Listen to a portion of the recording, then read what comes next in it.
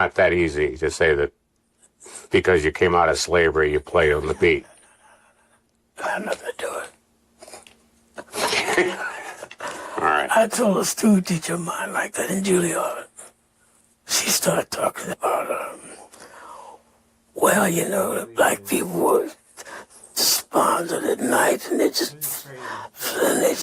Are you still harassed when you drive an expensive sports car and the police stop you and say, whose car you got there? Does that still happen? Yeah. I have a yellow Ferrari. And he stopped me. So I told him, I said, why do you want me to tell you where I got the money from to buy this car and how much it costs? I mean, anyway, I had my lawyer sue one guy, but it happens like once a week. Once a week? Are you still harassed? Are black musicians... Here's one biological feature.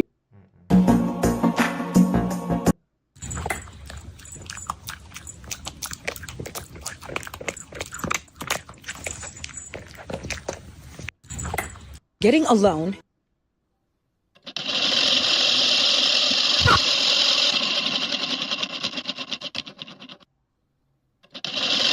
These are four animals with the worst lives. First is the Greenland shark, for example. You start your life in pitch-black Arctic water, moving slower than a tired human on a Monday morning. You spend centuries, literally centuries, wandering alone, snacking on whatever dead thing sinks past you, all while parasites drill into your eyeballs until you can't see anything anyway. And you repeat this for over 400 years. Good luck. Then there's the redback spider male, whose entire existence is basically a romantic tragedy. You finally find a girlfriend who is 8 times bigger than you, mate for a couple seconds, and then your big finale is swan diving straight into her jaws so she can munch on you like a protein snack. Congrats! You survived just long enough to become lunch. Now consider the immortal jellyfish, which sounds cool until you realize the curse behind the name. You drift around the ocean with no purpose, and when you get hurt, sick, or old, you don't die. No, your body collapses into a tiny blob, resets itself back to baby mode, and you start the whole boring cycle again. The only way out is getting slurped up by something hungry. And finally, the cicada, whose entire schedule is pain. You hatch, fall into dirt, crawl underground without eyes or wings, and basically sit there for 13 to 17 years doing absolutely nothing but sipping on roots. After all that, you rise from the soil like a confused zombie, survive just a few weeks, scream into the air, and drop dead.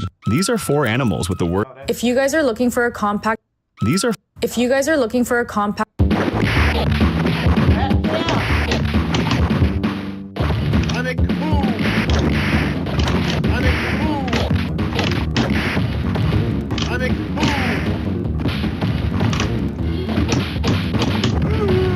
In the video, these two cows are licking a...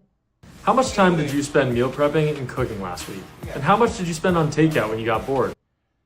So, I would like to start with this Tamar Braxton situation. Before I jump into the Tamar Braxton situation, welcome if you are watching to the channel. Happy that all of you could be here. This is the official comment where I watch YouTube videos and give my comment on the video. Also, I put my comment on the page, I think, as well. Giving a shout out to every video that I watched today. You guys go and check them out, go follow them. A lot of it might be shorts though, but thank you guys again, even for tuning in. So welcome, welcome, welcome. I kind of wanted to watch this, but I don't know if I care enough about... I just don't know if I care enough. Y'all, I ain't got no political commentary at all. Just, no. Young Don Reacts. I might watch that. I've been meaning to catch his video. I do follow him. I like him, guys. Go follow him. Really. Like, seriously. Go follow Young Don Reacts. He's a real one. He's a real one. Doobie-doobie-doo. See, lots of stuff about caracals.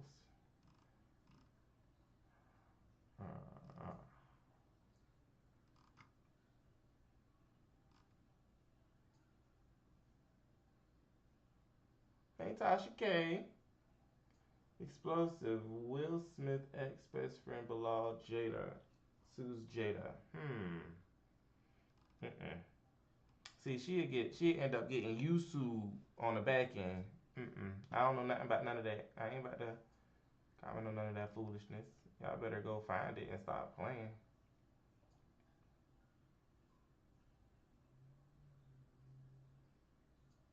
What? Y'all get out of here. They got, okay, it's a Drumline, the movie. Oh, okay, never mind. That's A&T halftime show.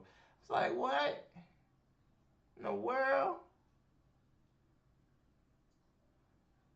Okay, hold on. Let me see my Golden Girls are cooking. One thing that I've always struggled with, one thing I am super guilty of, is using run-on sentences. You may know.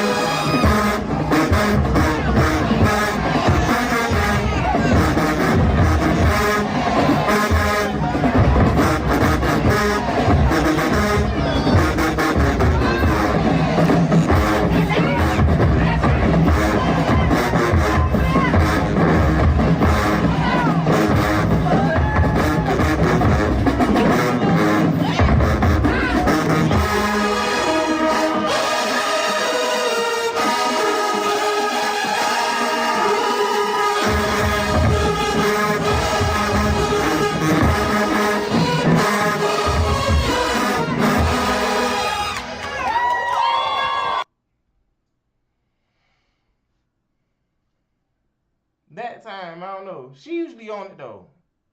She usually on it. I ain't even gonna start with that. But she's usually on it.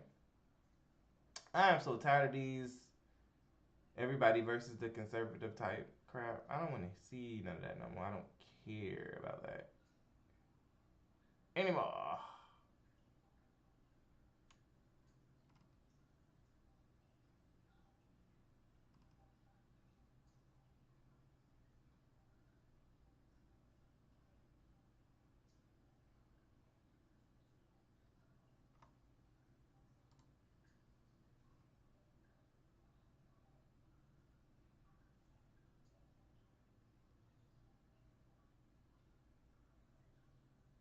Myron hates black people and women? That's weird.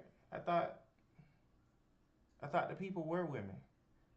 It included women too. He could have just said black people hate. Byron hates black people. Okay, let me stop.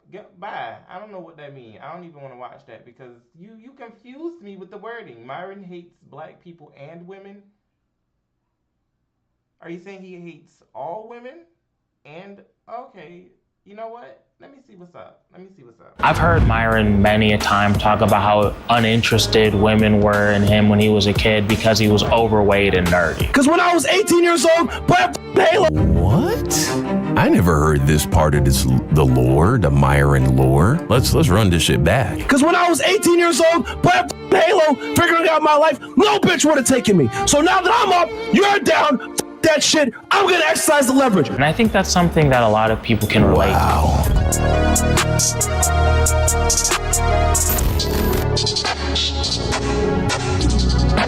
The most pathetic racist on the internet.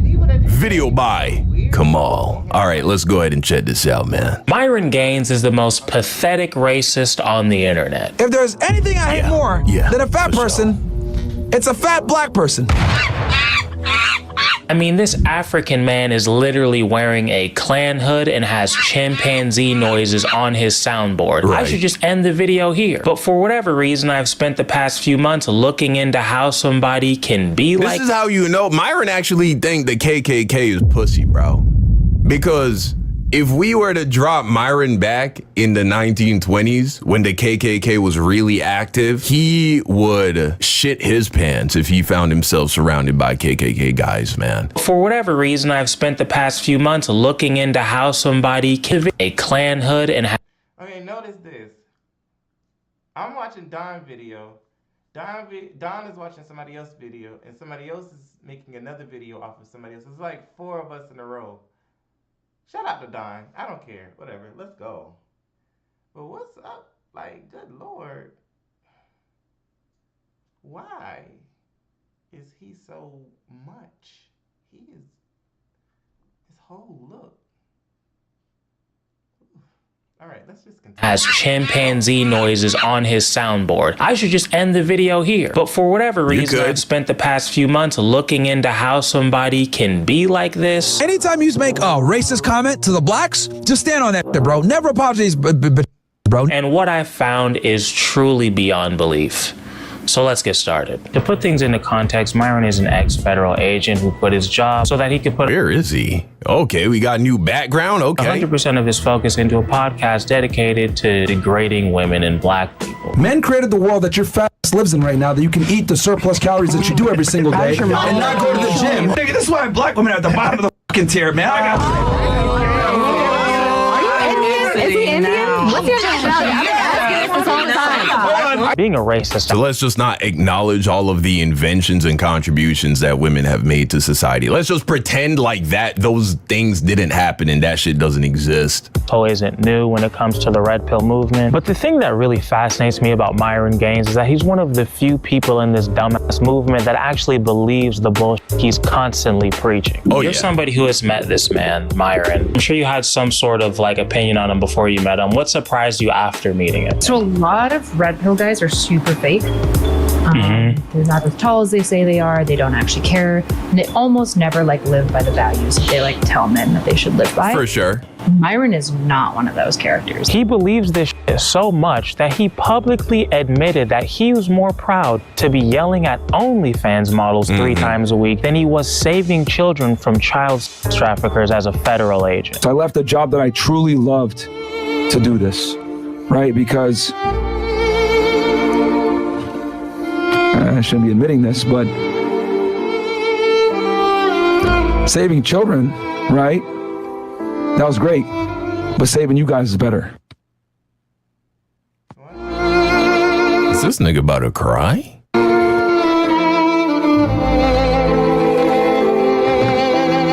You are a bitch.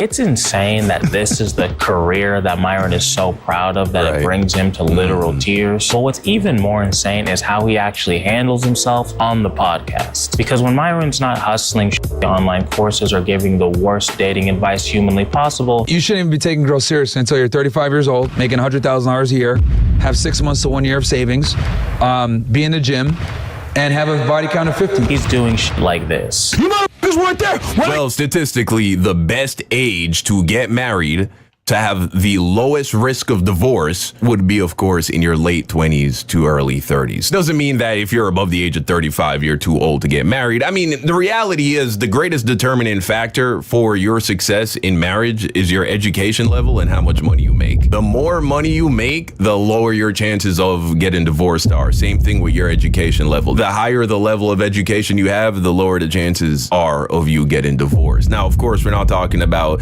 NFL players and athletes and celebrities. We're talking about people who own businesses, high-level professionals, people who work in blue-collar America but make a shit ton of money. So I don't know what is the basis on which he came to this number of 35. I think it's because that's around the age he got his first girlfriend. And so that's the standard he sets, like most cult leaders. Cult leaders, they are the rule. Whatever it is that they do, that's now the standard. Got the false accusation against me. You motherfuckers weren't there when this bitch lied and said that I got her pregnant when I fucking did it. And then you dumbasses 3 years later believe some bitch that makes the same allegations again. You idiots. I honestly believe there's more videos of Myron freaking out and screaming like a bitch than any man, woman, or child on the internet. It's insane that this is the man that's convinced that women are too emotional to do anything than make sandwiches. I'm actually very big into a traditional relationship where the man is the leader, protects and provides for his woman, and all she has to worry about is making sandwiches and taking care of the kids. And I think that's how society's thrived for a long time. So it's actually the contrary. But acts like this on a regular basis. 99% of you content creators are f***ing pussies. No one respects you. They make fun of you in the chat because you're a f***ing loser. Saying you're f***ing depressed about drugs and the record this. You're a bitch. You haven't dealt with no real adversity. That's the fucking problem, you privileged f***ing Even though he's the one who let his own emotions cost God damn, nigga, calm down. Shit, take a breath. Count to 10. him and his special needs friend millions of dollars. But yeah, we'll get into that in a little bit. Yeah, he sold the bag. He sold the bag so bad. Now, Fresh and Fit have been in controversy basically since the beginning of their dog shit podcast, but I think Myron's downfall really began once the Fresh and Fit podcast got demonetized. And there were a few really stupid decisions that this dumbass made that led to that happening. The first one being when Myron and his dumbass friends got so fed up with people making fun of them for being narrow-minded morons who hate half of the human population that they tried to get a bunch of YouTube channels deleted by sending them false copyright claims. Fresh and Fit decided to hit us with dozens of copyright claims. We saw this was probably going to end up coming, and honestly, not upset about it at all. They apologized to us for some of the comments that they made in regards to Preach's significant other. Hey, and Preach, I guarantee your wife is probably ugly. I said it. Yo, you gave her a ring pop and you licked her at your f***ing wedding. We should fly her up. Weirdo. Hey, yo. We should fly her up. Guarantee her flued out. You may guess the bride. This dumbass nigga. I love you. And then afterwards, recently, they decided to copyright claim the video that we did in response to their apology. You copyright striking 3 of our videos means that our channel could have gotten permanently terminated. For your reporting of our fair use reaction to your hypocrisy, you were willing to terminate our channel. For those of you who don't know, channels like mine that use Where is this nigga? Where is Kamal right now? Other people's clips only exist because of the fair use law, which basically means you can in a club? Use other people's clips as long as you're like making your own thing and you're not just like taking somebody's stuff and re-uploading it, you know? But Myron, Mr. Freedom of Speech, instead of addressing people's very valid criticisms of him, essentially went to YouTube lying, saying that channels like Auburn Preach were just taking his videos and re-uploading them and not creating their own transformative work. Here's what you're doing. This nigga is at a strip club.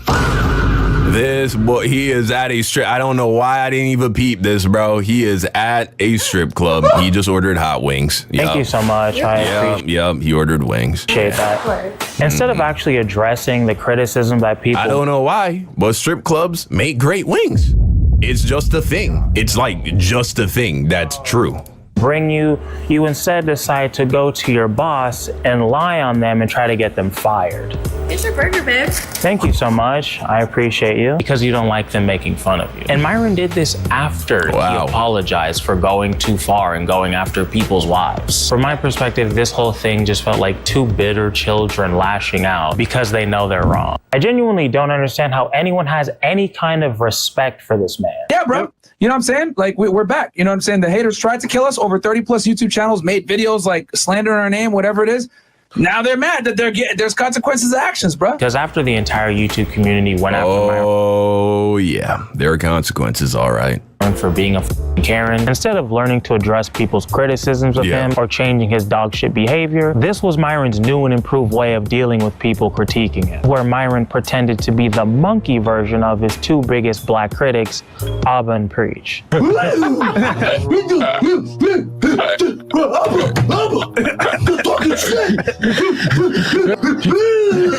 Yeah, this motherfucker had a virtual Klan rally. Because of course he did. And if that wasn't bad enough, the next day, Myron went on another stream with Sneeko, another racially confused, self-hating baby girl. What's up? God, you're black. This is pathetic, man. Oh my God, you doing this for Aiden? Aiden Ross? Let me remind you who Sneeko had as his girlfriend. He has a problem with this girl being dark-skinned. It's only because you're trying to please this fucking racist piece of shit, corny-ass nigga right here, Aiden Ross, who people only fuck with because he's rich and famous. Let's keep it a stack. But he has a problem with how dark this chick is, right? Take a look at Sneako's girlfriend, bro. His old girlfriend. This is Sneako's ex-girlfriend, bro. Literally, they were in a relationship for I don't know how long, but for a while. She was in a lot of his videos, a lot of his vlogs, and she's darker than this girl right here. So tell me why all of a sudden the complexion, how dark she is a problem. You're just cooning. That's what this is. You're cooning to please white man over here. The irony. Oh my god, dude! Darker than I expected. Nick Fuentes, a literal white supremacist. White people are every single bit justified in being racist. And just pearly things, who basically is just Myron Light. I think if a woman cheats, she's trying to leave you. If a man cheats, he's just like it's like a handshake. Myron then puts on a sheet and calls black. She's never been cheated on because she's never had a boyfriend that had the kind of game to cheat on her. Black people monkeys for another 3 hours. Breach is crying right now, swinging from a monkey branch. Bro, we got these niggas running like it's an employment line. What the f? What the fuck you niggas doing? Y'all sitting there in a tight ass reel. I'm sitting next to a fucking monkey with dreads for a decade. And what did this foolishness lead to? His channel getting demonetized. Also, for him to compare this to Clayton Bigsby is one of the and a lot of fresh and fit defenders would like to believe the reason he got demonetized had something to do with Jews or COVID. No.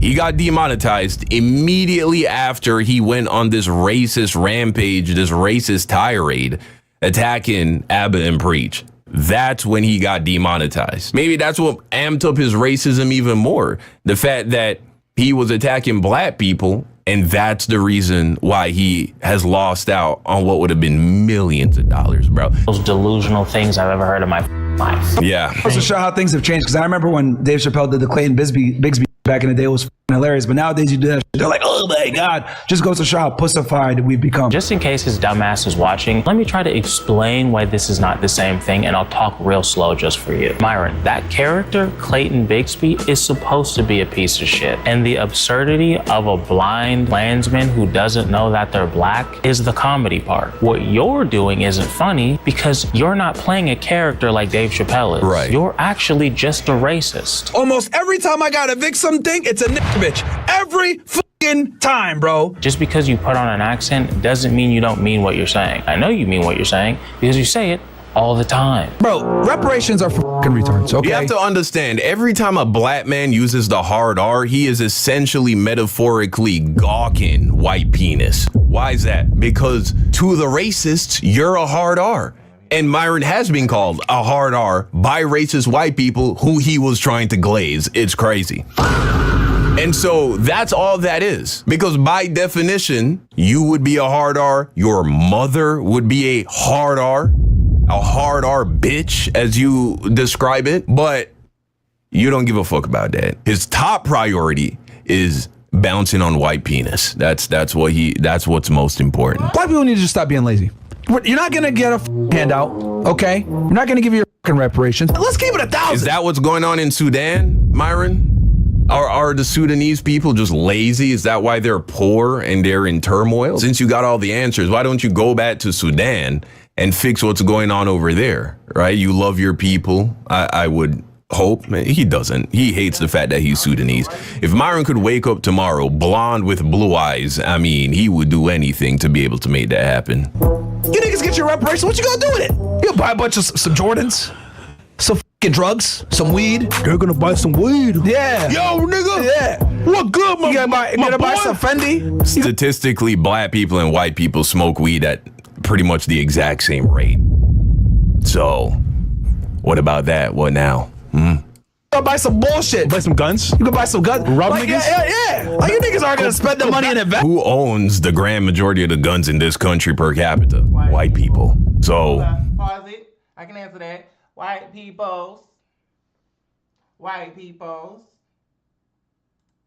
is there a problem with that? Let's go back to jail. Majority are gonna do criminal shit. Less than 2% of the entire black population is in prison right now. And less than 1% of them are in prison for violent crimes. So what are you even talking about when you say go back to jail? Most black people have not been to jail and will never go to jail. So what are you talking about?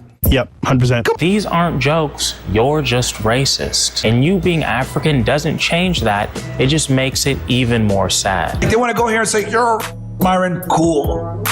The fucking Arab guy that's also black, that literally, like, I hit so many different check marks for the KKK. Y'all want to call me cool. These fucking black orangutan primate bitches. But let's get back to Myron costing him and his special needs friend millions of dollars. Okay. Because unfortunately for humanity, the Fresh and Fit podcast was actually one of the top podcasts in terms of YouTube donations. If you're a rational person, you're probably curious on how these two were making millions from this. She got 3.5. Why and how can she improve? Well, her mid face is way too long. Obviously, she's got the jowls coming in, horrible nasolabial folds, horrible total facial width to height ratio. Just really bad age indicators, but obviously at 30, that's not something. Who are you trying to impress? Who is impressed by this man just like tearing down this random chick who never did anything to him? It's so pathetic. That's gonna surprise me. I've seen this guy around. I might react to a video of people talking about him. He's insane. He hits himself in the head with a fucking hammer.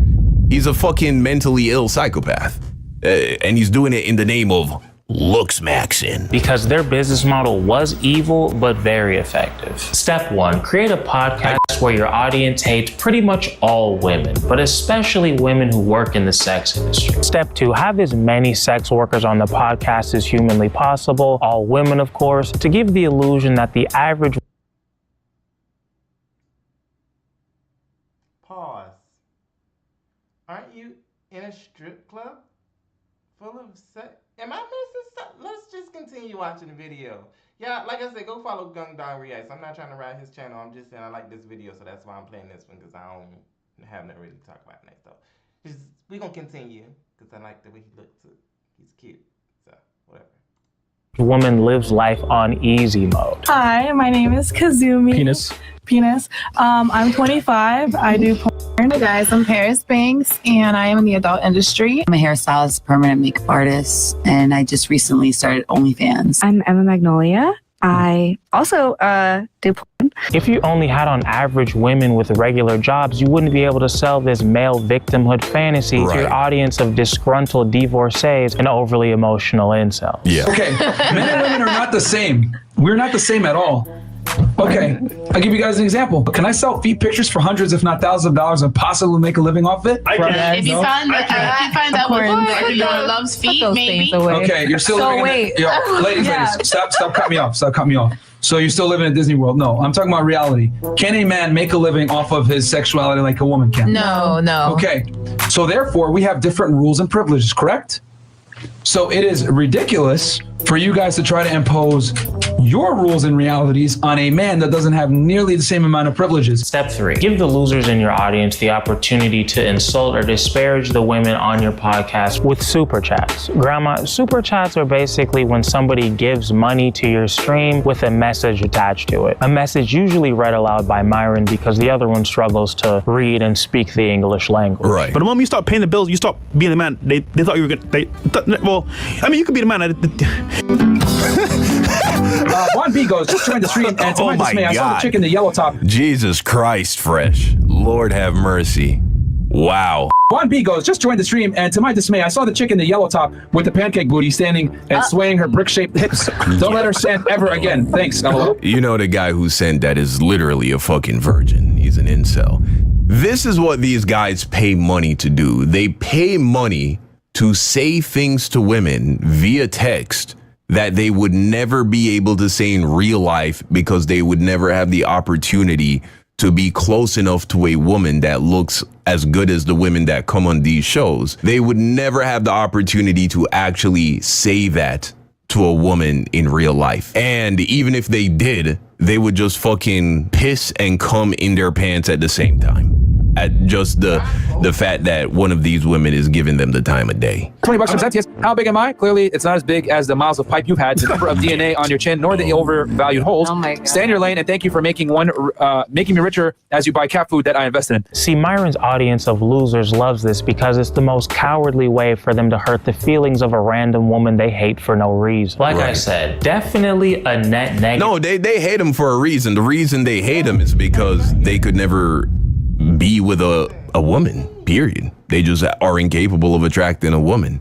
And so the idea of being able to say this shit not just to a woman, but a woman who is conventionally very sexy, right? Because a lot of these OF models, I mean, that's why they're OF models and are successful OF models, because they look good. They look up to these men who objectify women and tell them that almost the entirety of a woman's worth is in the way that she looks. And they know that they will never be wealthy, more than likely, and they will never have the game, the charisma, or the looks to attract a woman that looks like that without the money. And so they're frustrated and they hate themselves because they understand that the ultimate goal of a man, in their point of view, is to obtain a woman that looks like this. But because they could never attain a woman that looks like that, they lash out. They're angry. On humanity, but also fuck a woman that looks like that. They can't get a woman at all. Very effective. And the part I always found hilarious. Why would you watch red pill content if you have no problem pulling chicks? Doesn't make sense, right? Was that the fans of Fresh and Fit were notorious for subscribing to. On the side of that, though, young, why would these women go on this? That's what I'm trying to figure out. Like, you go on the show and you're gonna sit there and be degraded? Like, I mean, and these are porn stars, so is this some kind of, well, you did say this is some kind of sexual fantasy, but still, I couldn't see myself going on something like that and sitting with somebody like him and letting people just degrade me, especially the black ones. Like, what, girl, are you? Wait a minute. My integrity is about to be totally and utterly tarnished right now. But for about $10 million, hey, I'm sorry. You ain't doing that but talking. Hell, even $1 million. You ain't doing that but talking? I'm going out and getting my Porsche. Say what you want. Don't put your hands on me. Stay over there. Say what you want. I can stay in my skin. Which I wouldn't even hit. All I need is a little hell. Or I can even be there myself. I don't care. Because 10 million, y'all, I'm talking about $1 million. How many people would not do that for $1 million? You have to be there for $1 million. That's the comment. To the OnlyFans of the girls that came onto the show. So I asked you about this a little while ago, I think. Did you hear the rumors that like the fans of Fresh and Fit were notorious for like buying the OnlyFans of the women on the show? So I'm friends with a lot of OnlyFans content creators. All of them explicitly have told me that they go on those shows because it's so notorious for growth. Like you'll just make, like oftentimes like a lot of women like double. Jesus. Really? I won't say the names of the women who told me this just for like, it's all a fucking kink. All of it is a kink. They're probably jerking off as they're sending these super chats berating these women. They're jerking off at the same time. And then once the show is over, they log off. They look up these women's user accounts and then they subscribe to their OnlyFans. It's actually pathetic. And it debunks this idea that Myron, and the same thing is true with that one Christian guy we reacted to recently, Andrew Wilson. They think they're actually helping these men by putting these women in their place and showing how their positions are stupid and wrong, but yet they're actually causing more men to subscribe to OnlyFans models. They're actually increasing the amount of pornography use that these men are engaging in. So even this fantasy that they have that there is some form of like moral justification to making this garbage content, it's all a complete lie. They're encouraging men, they're helping.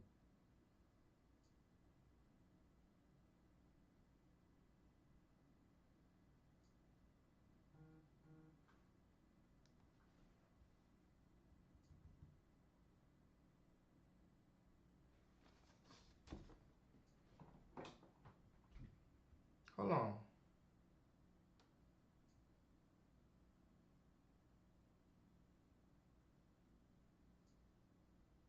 All right, never mind. Okay. helping men to become more addicted to pornography. Isn't that crazy? Confirmed. I haven't gotten consent that they like want me to name drop them. Sure. But like I know like 20 to 30. Damn, really? All of them say this. Every girl and whatever as well. I'll talk to them afterwards and be like, why are you here? They're like, to promote my OnlyFans. Like, why would I put up with abuse otherwise? Ironic, right? It's almost like Myron and his loser-ass fans are just a bunch of obnoxious hypocrites that make all of their decisions based off of resentment and anger. But that's probably not true, right? Yeah, Myron is wrong about a lot of shit. The most obvious is the dating stuff, so let's get into it. I'm sure if you're watching this video, you've heard of the red pill and kind of... I can't. So what I can't get past is that this dude right here that Young Don is watching is sitting in a strip club. Like, it's a literal strip club. That's the stage behind him. And sometimes the girls would even be dancing. This is kind of... I don't know what to think right now. Like, I'm kind of thrown right now.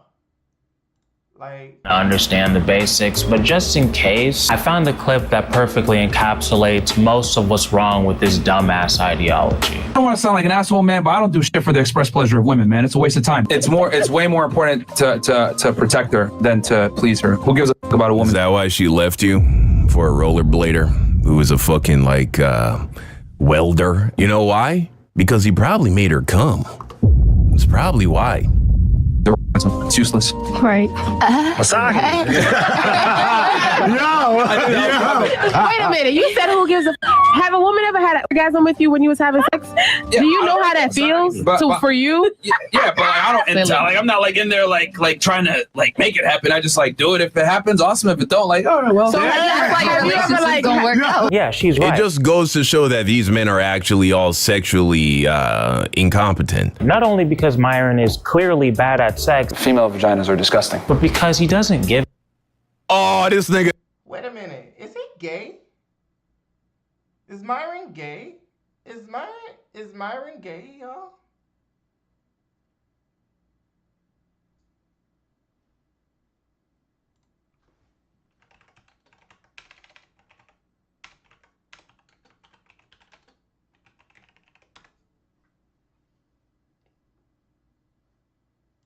You'll never beat into gay allegations. He has never beaten the gay allegations now. This nigga just said pussy is disgusting. Oh my God.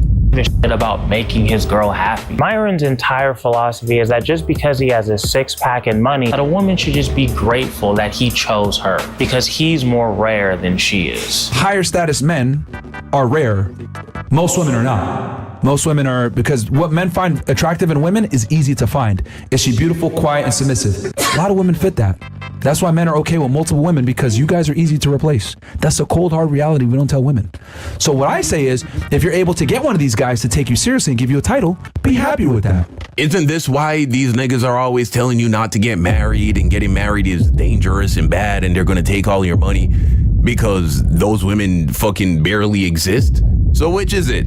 Are they in abundance and everywhere and easy to acquire and easy to replace? Or are they hard to find? How are they both at the same time? No longer average like the bitch that he fucked on the side. But what this clown doesn't understand is that women want to be around someone that they enjoy spending time with. Crazy, I know. It's this dumbass kind of thinking that led to Myron getting dragged all over the internet when his girlfriend left him and possibly cheated on him. Usually people feel bad for somebody who just got dumped, but look at how he talked about his girlfriend. I'm not sneaking around in my own fucking house.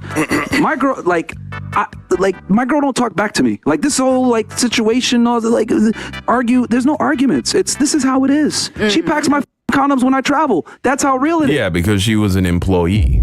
She wasn't your girlfriend. She was your employee. That's what it was. She was doing those things to get something out of you, plain and simple. And then once even that couldn't keep her around, she ran off to just go and get some good dick. Crazy, right?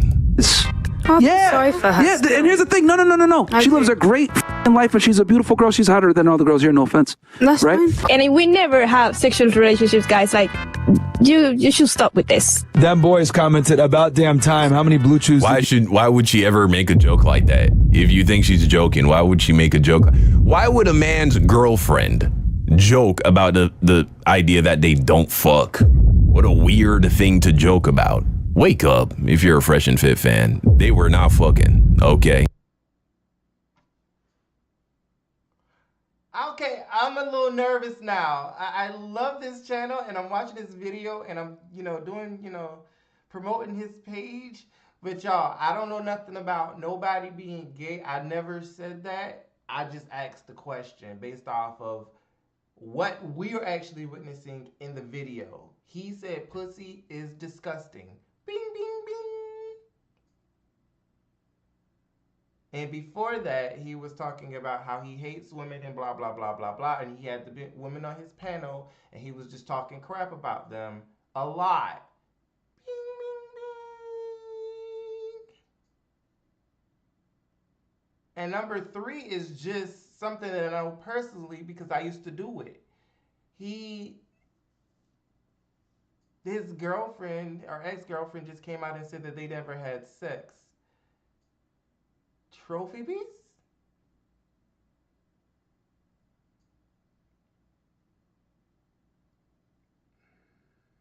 Allegedly. All alleged, but y'all just saw it.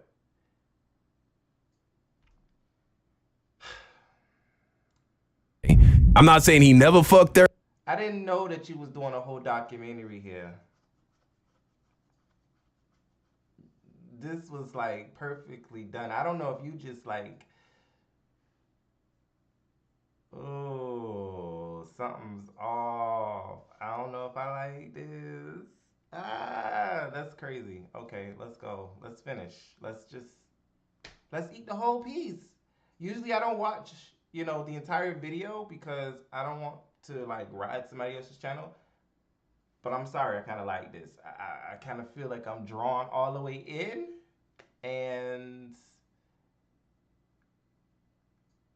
I don't know, I just want to see more. I just want to see what the hell is about to... First of all, the dude is in a strip club. Myron is dealing with homophobic, or he's a homo, allegedly. Young Don is just looking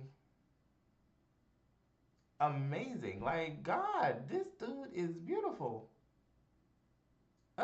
Okay, anyway. But crazy. This whole video just got me kind of shook. But anyway. But they were not fucking, bro. We all know you were smashing Angie. You know what, bro? I wish, but no. Clips like these make me think that Myron never saw her as a person. Why is she saying it on multiple occasions? No, that never happens. Like, of all the things she could say, why would she say that? She would have said something like, yeah, that's why he needs to end the stream so we can go hang out. She would have said some shit like that. Or not said anything at all. But to say, oh, we don't ever have sex? That's very strange. When's the last time your girl or one of your friends, girlfriends, cracked a joke like that? Come on, wake up. But more as a tool that he could use to make himself feel more important and less gay. Female vaginas are disgusting. I mean, imagine being a normal woman. Right. With a 9-to-5 and regular self-esteem, having to tell your family that you're dating the host of the Fresh and Fit podcast. What do you guys think about Hitler? What if the Jewish did something to the Germans that made them act a certain way, but nobody wants to talk about it? Like, the Jews don't want to take accountability. They don't. That's yes. I'm with you on that one. Okay. The horror. You see what he just did to that girl? Now remember, Myron hates black women, right? He hates black women with a passion. Well, I was like, he about to eat her alive, and she doesn't even know it. Like, poor victim.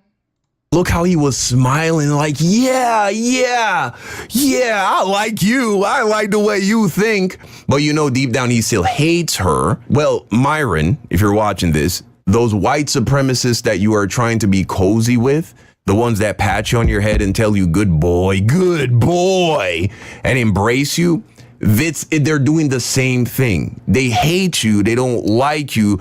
They don't see you as a part. You're not in the vision of their version of America. But because you're saying the right things, good boy. That's all that's happening. You just did it to her without realizing it. but that's what they're doing to you. Think about that. Would feel when they turn it on and watch that show with you. Another thing that should be glaringly obvious in this clip is just how racist Myron and his Negro minion are to black people. You ratchet ass Caribbean host think you can come in here and run the way you want. Anti-blackness is a huge part of Myron's being. I don't want to be like you stupid girls anyway. Keep your Shaniquas, keep your Larkeishas, keep your fucking Weave Warriors, keep your Watermelon Warriors. I don't give a fuck. You good? Are you okay? And do you need anything from me? People like Myron Gaines and Candace Owens are some of the most famous internet who will propagate any and every single Y'all didn't see. What am I seeing? negative black stereotype possible so that they can get a little pat on the head from the racist whites. And I would argue black people nowadays have more opportunity than anyone else. Yeah. You guys, affirmative action, DEI, whatever, people that aren't qualified are getting jobs, etc. And then for some odd reason, if I call it out, I'm considered a white apologist because you're or a white nationalist. It has been proven that affirmative action and DEI has helped white women more than anybody else. And you know who white women marry? By and large, white men. And so it directly benefited white women the most and indirectly still benefited white men quite a lot. So this narrative that you're pushing is just straight bullshit. Mm-hmm. You know, everything is against you if you're a white male. Yeah. Like white males are some of the most targeted race because that's why they are the grand majority of CEOs. They own the grand majority of real estate. They own the grand majority of the stocks. They have the grand majority of the wealth. They make up the grand majority of the Senate and of Congress. They are pretty much exclusively, except for Obama, all the presidents have been white men. Where is he getting this idea from that white men are the most oppressed, persecuted people with the... He's getting it from media. If we can talk about it, he's getting it from prominent media because what they see overseas is what is propagated to them. So all they see is the negative side of what's actually happening over here with a certain people. If you have our skin color, we are demonized over there as just the worst of the worst. You have even Africans seeing the same media and thinking when you get over there, don't talk to or trust these people because of their skin color. That's why. He's not from here. He didn't grow, I don't feel like he grew up in America. And usually people, when they come over here, they're praised by how well they fit in, AKA, don't go over there and talk to them. Stay over here. That's why he feels that way. And it pays, as you know, for him to preach that kind of blase blah. The least opportunities in America. This is just not based in facts and logic. Myron's self-esteem is so low that he goes to whites-only Twitter spaces looking for virtual validation. And when they inevitably call him the hard R and tell him to leave because he's African.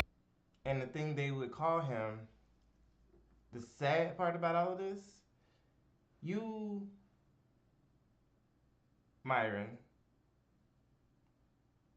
you don't get the ordinary thing that we're referred to over here.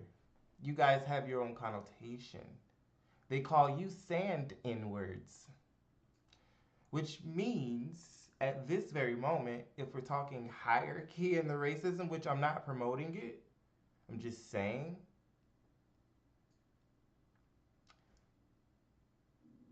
it's terrible all around.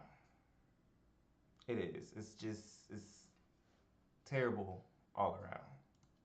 And they're white supremacists. So that you gotta go find it himself. He responds with this. Hey, Myron, you're in a hostile area, and I'm not scared to have conversation with you guys because I'm not a pussy. Okay, well, so you're gonna have to either kick me out or whatever. You're not gonna have a conversation with him. That's what I'm trying to say. Okay, well, this dude's a... No matter how much they call him the hard R, he would never leave.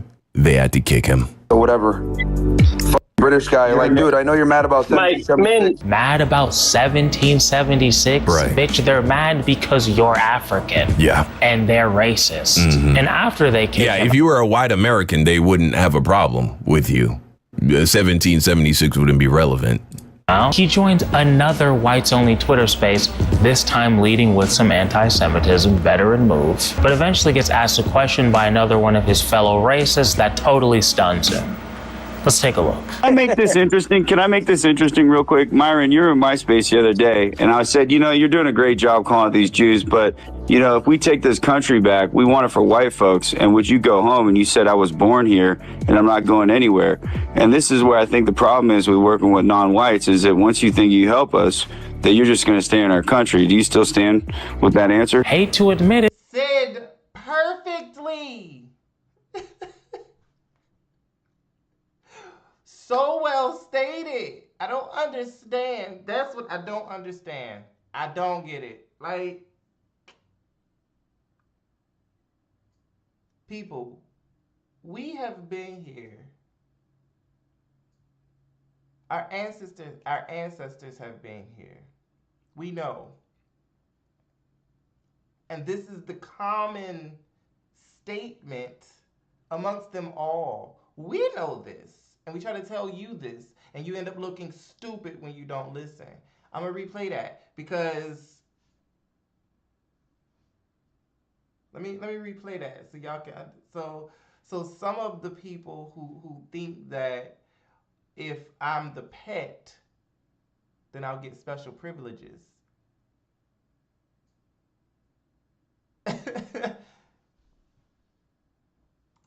Persecuted people with the least opportunities in America. This is just not based in facts and logic. Myron's self-esteem is so low that he goes to whites-only Twitter spaces looking for virtual validation. And when they inevitably call him the hard R and tell him to leave because he's African and they're white supremacists, you gotta go find it himself. He responds with this. Hey, Myron, you're in a hostile and I'm not area, scared bro. to have conversation with you guys because I'm not a pussy. Okay, well, you're gonna have to either kick me out or whatever. You're not gonna have a conversation with him. That's what I'm trying to say. Okay, well, this dude's a no matter how much they call him the hard R, he would never leave.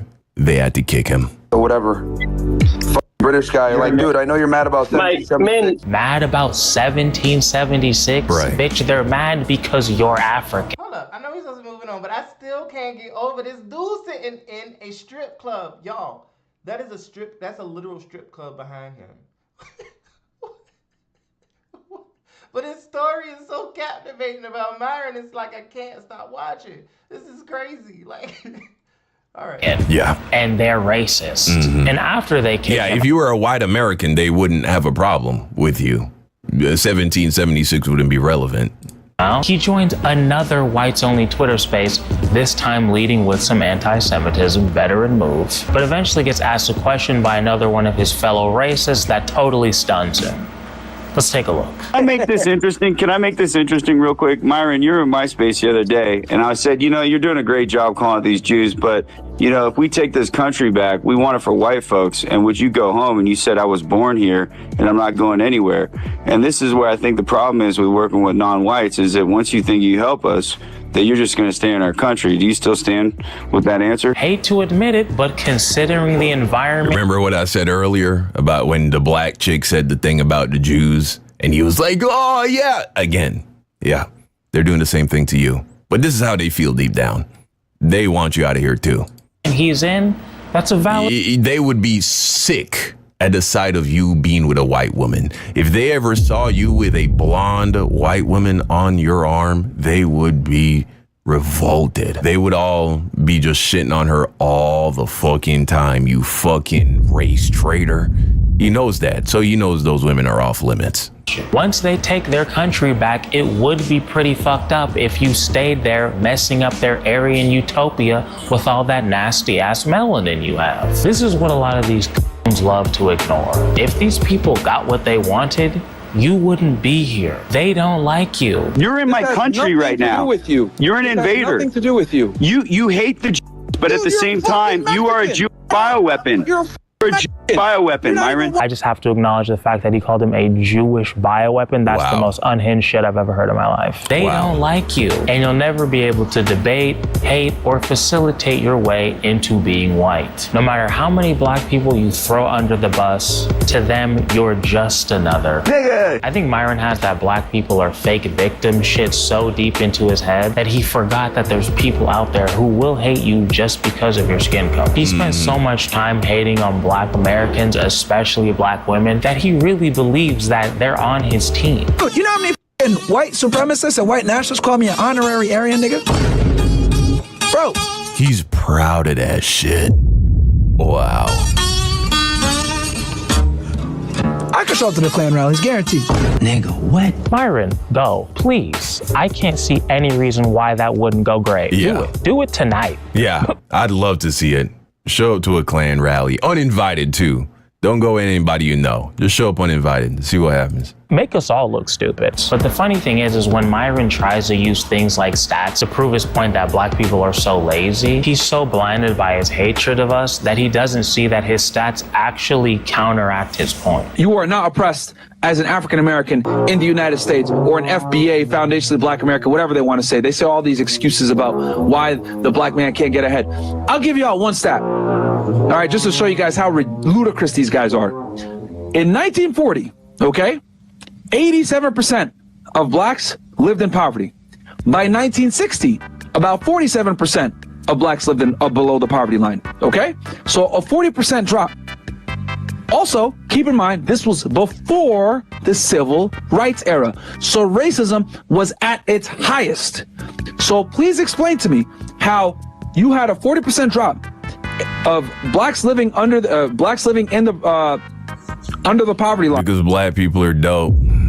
All you're doing is proving how amazing black people are. That even with racist laws in place that are actively trying to hurt black people were still making progress. What exactly is the point that you're making? And one of the worst eras to be a black person in the United States. And then you're fast forwarding to 2023, where racism exists. I'm not denying it exists. However, it is not strong enough to keep you back or hold you back from success. No way. But you're telling me people had way more obstacles back then and they were able to not live in poverty? Come on, man, get out of here. Now, there's a lot wrong with it. That's not even a coherent argument. No one is saying that black people can't attain things and achieve things. All black people are saying is that there are obstacles in place for black people that don't exist for white people because of racism. And we should do something about that. That's it. Nobody is saying that a black person can't ever feed themselves or clothe themselves or become wealthy and successful. But why is it that the black man must work harder and face more obstacles than the white man merely because he was born black? That's the problem with racism. Even Grok, which is a broken AI designed by a racist, even Grok will acknowledge that systemic racism is a very real thing that affects black people today. Now, there's a lot wrong with his argument here, but I think the biggest thing that this dumbass forgets is that the rate of black poverty has continued to go down. Yeah. According to him, it was at 87%. I mean, let's be honest, we started at 100%, but according to him, started at 87%, then went down to 40. But in 2022, it was at 17. So like, what the is his point here? Sounds like civil rights was a good thing. Didn't stop the poverty rate from dropping. Poverty for black people is lower than it's ever been. Almost as if the less racist this country becomes, the easier it is for black people to be successful. I wonder if that would give black people an incentive to push to continue to destroy racism and undo racism in this country. Honestly, I think that's pretty good. To go from 90% to 17% in 2 generations, I feel like that's pretty impressive. It is but very he's impressive. using this to try to prove how lazy modern black people are. Because he's so hurt that he's not in the group that he can't even think straight. My theory is that Myron's hate for women and black people come from the same place. A lack of fitting in or feeling understood. I've heard Myron many a time talk about how uninterested women were in him when he was a kid because he was overweight and nerdy. Because when I was 18 years old, playing Halo. What? I never heard this part of the lore, the Myron lore. I mean, I know people have always assumed that he's just a hurt man. He got rejected by women when he was younger, and that's why he's like this. But I didn't know he actually acknowledged this shit. Let's run this shit back. Kid because he was overweight and nerdy. Because when I was 18 years old, playing Halo, figuring out my life, no bitch would have taken me. So now that I'm up, you're down, that shit, I'm gonna exercise the leverage. And I think that's something that a lot of people can relate to. My only thing is, nigga, you're 36 years old. Creating a podcast dedicated to attacking women every single day is just about the least productive way to handle your childhood trauma. And like I said earlier, your advice is objectively terrible. The only thing you're doing for these men is making them more insecure and unlikable. It's a biological imperative, my friends. Okay, it's called Briffel's Law. Basically, once the man stops providing value to her, she's going to end the relationship. Okay? The formation of the relationship and the existence of the relationship is basically based on the female's needs and if they're still being met. If they're not, the relationship more than likely will end. Because like I've told you guys before, women are professional and biological resource extractors. If they're no longer able to extract from you, the time is ticking and they will leave. Dumbass, that's not just women. Any self-respecting person, once they feel they're not getting anything out of a relationship, they leave that relationship. Yeah. That's just how humans work. To depict women as these soulless resource extractors does nothing but fulfill your pathetic little male victimhood fantasies. And if you really gave a shit about helping men, you would see that. And I don't know, it's been a trip watching the rise and fall of Myron Gaines. It's been a little dystopian, honestly. It's pretty clear he's learned absolutely nothing. If I'm being honest, I've only seen him get more hateful and aggressive over the years. How about this? You can get the f off the show. Yeah. How about that? Get the f off. Yeah. If you get it's fine. This disrespectful. Matter of fact, real quick, any of you bitches want to get up and leave, you can feel free to leave. Because at the end of the day, you guys are all sluts anyway. So I don't give a f. You want to get off? Get up, get the f out. Matter of fact, oh yeah, get the f out of here. And I don't think he's someone who's capable of developing in any sort of meaningful way. I really don't. But his audience is a different story. A few years ago, I made a video making fun of the red pill. And I remember reading a comment that stuck with me. I'm not going to find it because I'm lazy, but essentially they said, maybe this ideology isn't perfect, but you're not supplying an alternative. If you guys actually want to know what is a far superior approach to life and dating in general than the red pill, go check out my video. The red pill is dead and something far better is here. I break it all down for you. And you don't have to engage in this fucking corny, lame, angry, pathetic bullshit in order to have success with women. You're going to have far more success with women approaching dating from the angle that I present in that video. So go ahead and check it out. But been there, done that, seen that video before in the past. I'm talking about in life.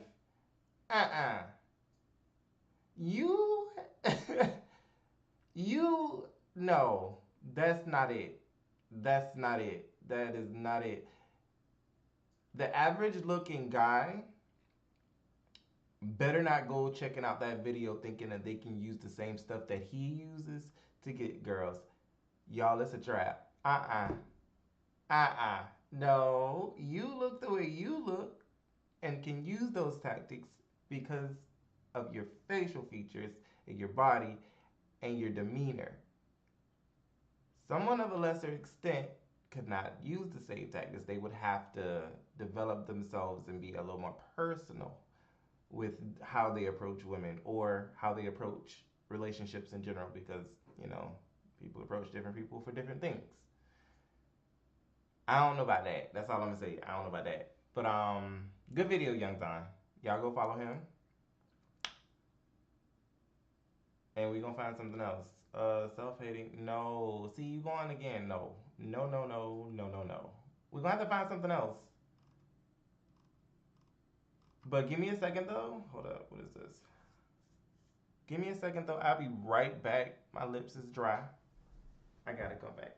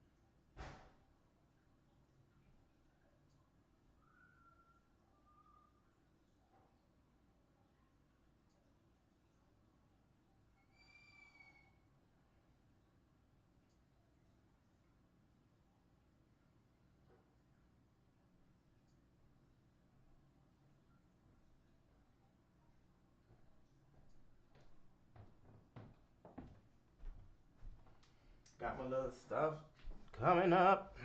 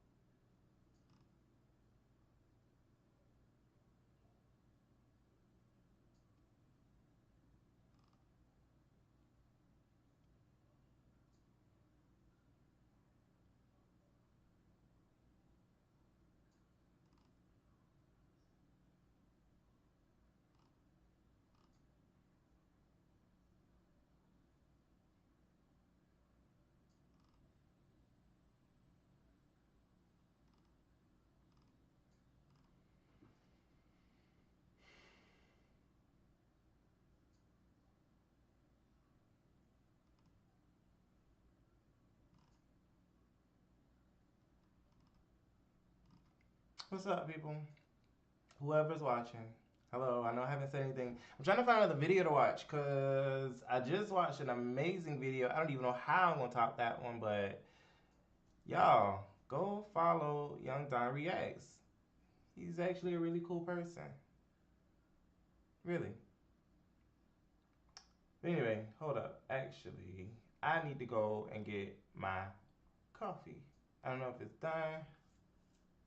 Was she just having fun bullying? Drove this black car. Aw, no. I'm not watching it. I'll be back. I'll be back. Can you see me?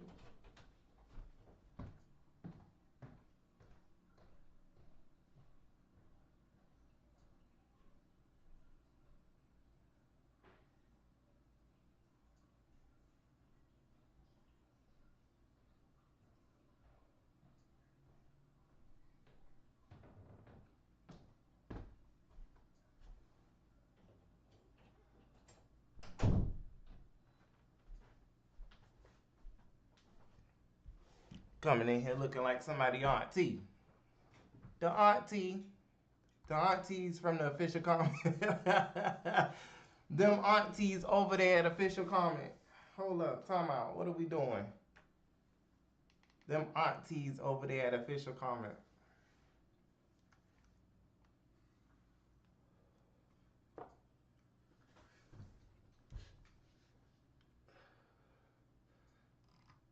All right, let me find out something else to watch.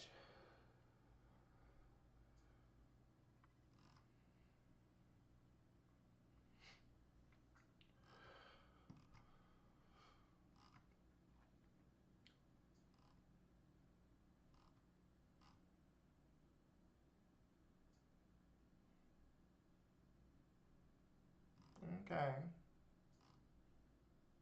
Anyway, what I was supposed to be... Okay, first of all, let's get into something. All right. Let's really get into something. I want to get back to this Tamar Braxton, Funky Dineva drama. Let's get back to this and let's go ahead and put an end on this and wrap a bow on it. From the videos that I watched, and I know Funky Dineva really does not like me talking about him in my videos, but I'm going to do it anyway because this was real interesting, if I'm being honest. It got crazy. They left off on, what's his name? God, what's Yandy Smith's husband, a boyfriend, whatever they was, him. They left off on Mendeecees, that's what his name is. They left off on Mendeecees wanting to beat Funky up, Funky Dineva.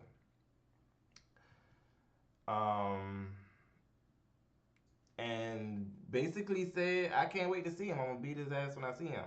Now, Funky, because people I know follow Funky, Funky has not been seen in Atlanta from what I'm understanding. He's been in Florida for a majority of the time because I guess he misses Miami. Number one, he's probably safer in Miami, number two. But, yeah, y'all, it's crazy. It's crazy. It's giving crazy. I was gonna watch that video, but I think I'm gonna watch something else. What was his name? That's who I need to watch. It was so Nico Aesthetic just did a video on. Well, he didn't. Was it? Did he just do a video? Let me see. Hold up. He just did another video on what's the dude name? Let me see. No, we are going to look at this is blah blah blah blah blah. 3 weeks ago. Okay, so 3 weeks ago he did this video on I Am Zoe. I Am Zoe did do a response to that video. That's what I kind of wanted to look at with y'all. So I'm going to turn that on. And we're going to see really what I Am Zoe was talking about because I didn't get to actually look at quiet the first time, and I stayed quiet a little bit until now. Hold up. We're going to start over. I never thought that I would be making a video like this. Before he goes into it, let me tell you what's going on. I Am Zoe is a very, very popular YouTuber. And he's gay. And a lot of the gay stereotype is gay and a child molester, right? The thing that got him canceled was that they said that he was having inappropriate conversations with minors. It was on video. And people, it was just up to a lot of interpretation of what people thought it would be. So it was just what it was at that point. Nico Aesthetics just did another video on it, bringing this because this is like years old though. Actually, this is like 2018. They said this is when the allegations came out, and Nico Aesthetic kind of brought it back to like 3 weeks ago. you know, just talking about him saying, you know, we don't like you. We're not happy with the fact that you did, you know, you were talking to minors 5 years ago, because it was 2018. God, okay, yeah, I'm sorry. It was in 2018. You do the math, okay? I'm a little dumb right now. I don't care. But Zoe never addressed it.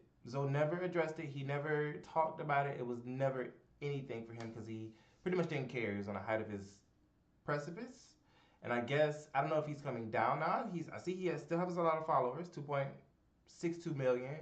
So I don't think it's too much that he has to worry about. But the allegations just were a little bit deafening, and some of the videos was left up to too much interpretation for people to really just be like, I don't know if I want to overlook this. So this is him addressing the allegations and giving his side of the what's the what. So let's hop to it, because that's what I wanted to do. I wanted to go over this one. But how do y'all say it? Though you know why we here. And yes, I know exactly why we are all here. We're here because of a video that has resurfaced from 2018. And before I say anything else, I want to be very clear that this is not about asking y'all to forgive me. This is about taking accountability, being honest, and using my voice to address lies as well. I did. I stayed quiet the first time, and I stayed quiet a little bit until now, not because I was scared, but because I thought silence would protect my peace, because I felt those who knew me, and those who didn't, hey, believe what you want to believe. But after seeing the misleading captions, the fake captions, the conspiracy theories, I was like, okay, look, I have to speak out. And I also want to say this loud and clear. The things that I said in the 2018 live stream video were wrong. They were inappropriate. They were careless. And I take full accountability for that. And I accept all of the backlash, because y'all, it was my fault. It was nobody else's but mine. And being quiet made it feel like I was running from something. You know what I'm saying? Instead of protecting my peace, I was running from accepting the fact that, Zoe, you said something. Hold on 1 second.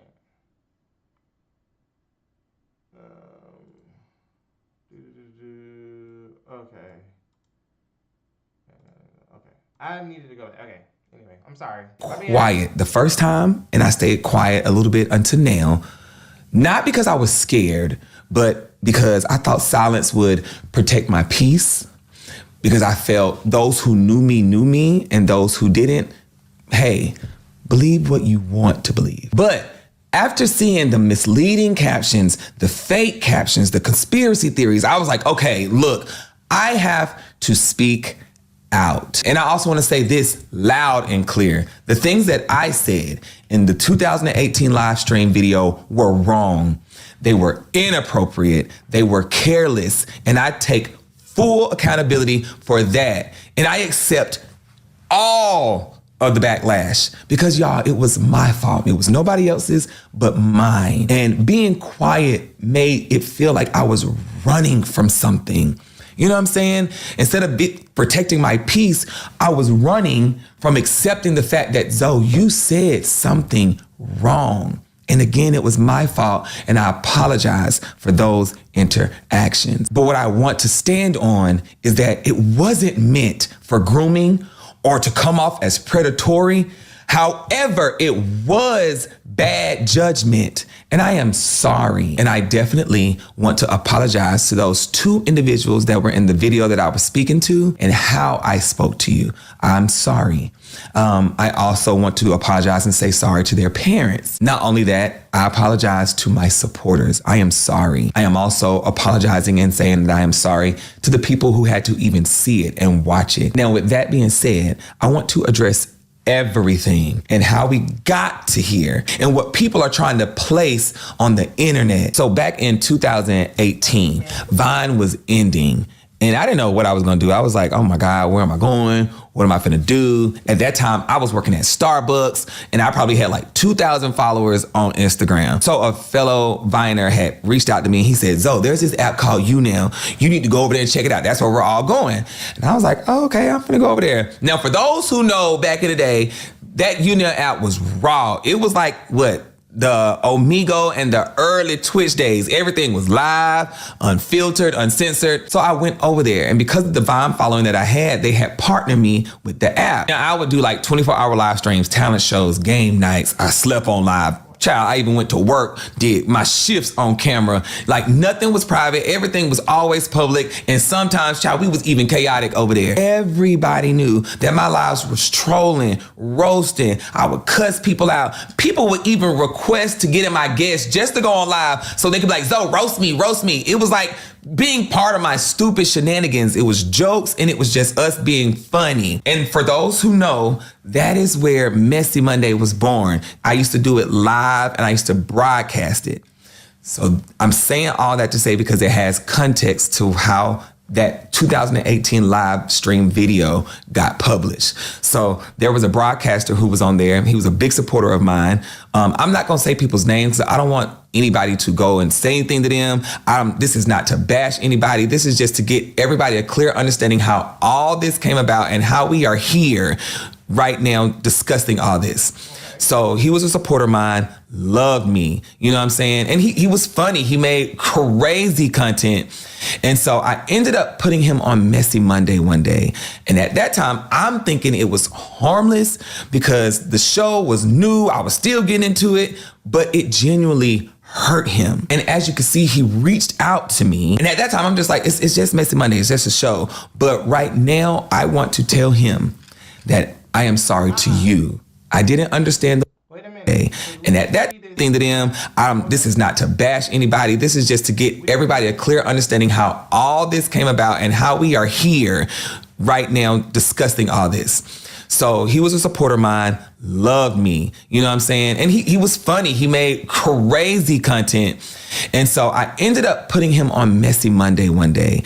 And at that time, I'm thinking it was harmless because the show was new. I was still getting into it, but it genuinely hurt him. And as you can see, he reached out to me. And at that time, I'm just... I rewound it because I wanted to read this. Y'all, let's get into it. Hold up.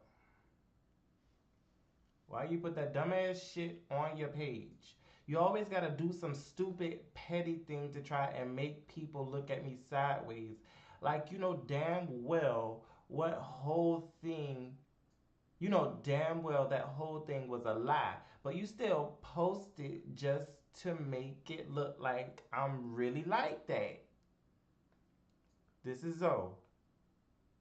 Because that dumb shit was sent in. This the other person. You petty for not filtering that shit out. It's obviously fake. If I was Logan or any of those boys, you would have filtered it out. That's fucked up because you do the people who actually pay homage to you and always give you credit about your comedy wrong. This is Zoe. I know y'all can't see it, but this is Zoe. First of all, I don't know shit y'all go through with your circle of friends. Oh, hold up. First of all, I don't know shit y'all go through with y'all circle of friends. That's why I clearly put rumored at the end and then made sure I showed it was sent it. No, wait. Come on, Zoe, wait. That's why I clearly put rumored at the end and then made sure I showed it was sent it by somebody, not wrote nor edited by me. So if anything, you should, and Zoe gonna keep talking. It's like, it's just Messy Monday. It's just a show. But right now, I want to tell him that I am sorry to you. Send that about you. As far as somebody else, I've posted a lot about Logan and Gio and Nick and many other boys. My purpose isn't to target, I just entertain on that page. If you felt at all bashed, it's for your supporters or fake friends. Messy Monday is mess. And I've stated that all shit ain't true, but majority is. This the other person. Zoe, you know damn well that shit was a huge straight lie. Just like you admit it, holy shit. Own that you were petty. You did that to be petty and low key. Make some mess about me. All right, let's keep going. I didn't understand the weight of what I was doing back then, and I should have taken your feelings into consideration. So to him, I genuinely am sorry. Because at that time, I used to take in the gossip. Like, did you hear so-and-so, so-and-so? And now I don't do that anymore. So fast forward, he ended up becoming a cast member on Wild 'N Out, and he threw shade.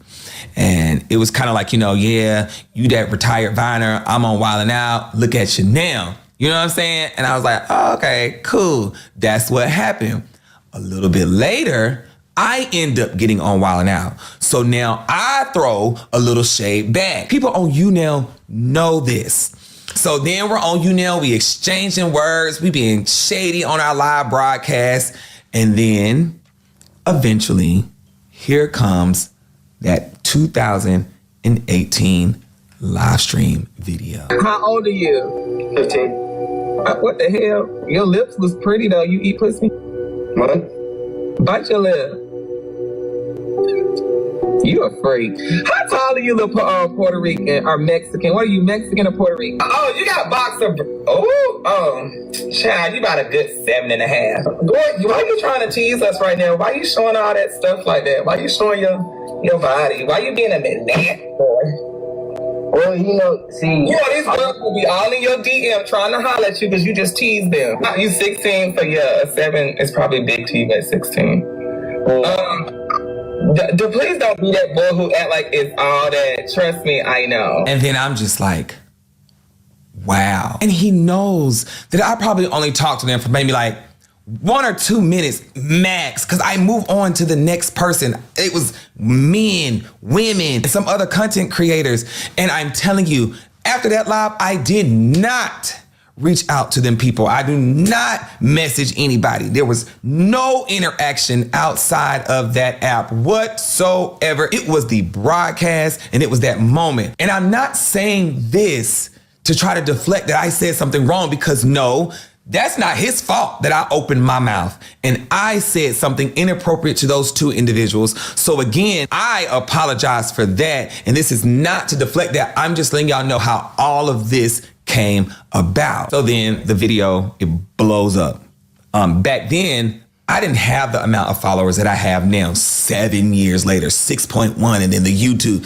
It wasn't like that back then. But the video did blow up. People made videos. They had misleading titles. They were saying some hurtful things. But back then, I ignored it. I didn't say anything. I was just like, okay, you know what? Let it happen, though. That's when y'all then see this blogger right here. We had that interaction that was crazy. The same thing you do with celebrities is what I do on my Twitter. So what my Twitter is like the gossip. It's like the teen magazines. It's like the shade. No, they don't do that. They don't talk about lives. They don't. It's totally against the law. No, they don't. I live here in LA. They do not talk about lives, Messy Monday. Now, I also want to take accountability for that moment as well. She was giving me some good advice, but I wasn't mature enough to receive it. I wanted to be the Wendy Williams of YouNow. And instead of listening to her, I reacted out of ego. I fussed back. I wasn't paying attention. I argued. And at that time, I thought I knew it all. So eventually, I got off the live and I just processed everything. And I sat with myself and I reached back out to her and I was just like, you know what? You're right. I am sorry.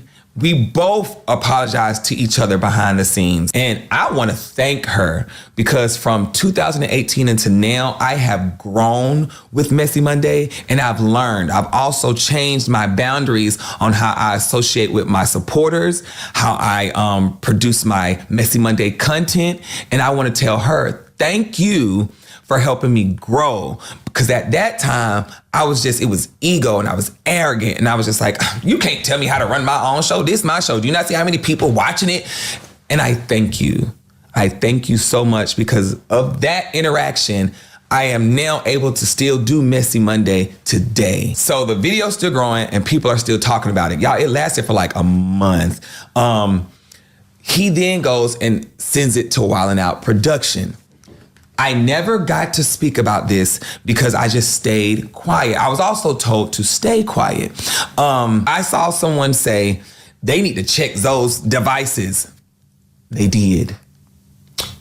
They checked my devices. And I never got to tell y'all this because I didn't speak on it. So Wildin' Out had to take action because of how serious the allegations were. They had to take action. So they flew me out there. When they flew me out there, I had to speak to a lawyer. I had to speak to production. So then they had investigators reach out to me. When the investigators reached out to me, I had to provide them every social media username and passcode. I had to give them my Snapchat. I had to give them my Instagram. I had to give them my Twitter.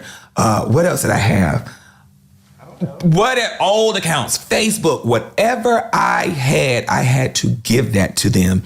And they went through those things for, I don't know, like a week or two. And that had to be one of the darkest moments in my life. I was just like, I'm really doing all of this right now. So after the investigation, they ended up reaching out and they were like, okay, you're good. Mind you, this was Viacom. If y'all know who Viacom is a big production team and they lawyers and all them things ain't gonna play with you. So it was all let go. A couple of years later, it was now 2020. The Wildin' Out cast member who had released that video, he reaches out to me and he was just like, Zoe, I'm sorry. He was like, it was, out of malice. It was vindictive. I used your past, meaning like when I talked to those two guys, whatever the case may be, I used that against you and I am sorry.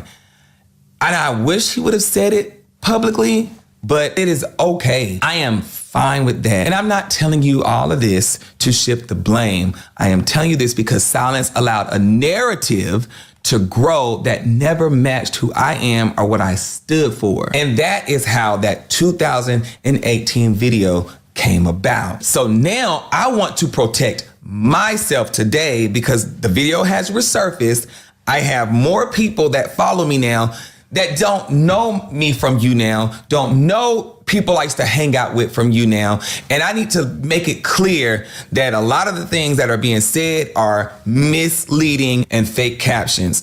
So the reason this video came back up is because there is a TikTok couple that is in their 20s. I think one's 23 and one's 21 or whatever. We're gonna call one F and we're gonna call one D because I don't want anybody to think that I'm trying to attack you, blame you, or anything else. I just want to speak for myself and speak my truth because I've sat here long enough and allowed people to just come up with anything. All right, so F, who was a TikToker, he mentioned some allegations, and I want to say this directly on camera and out of my mouth, that they are completely false.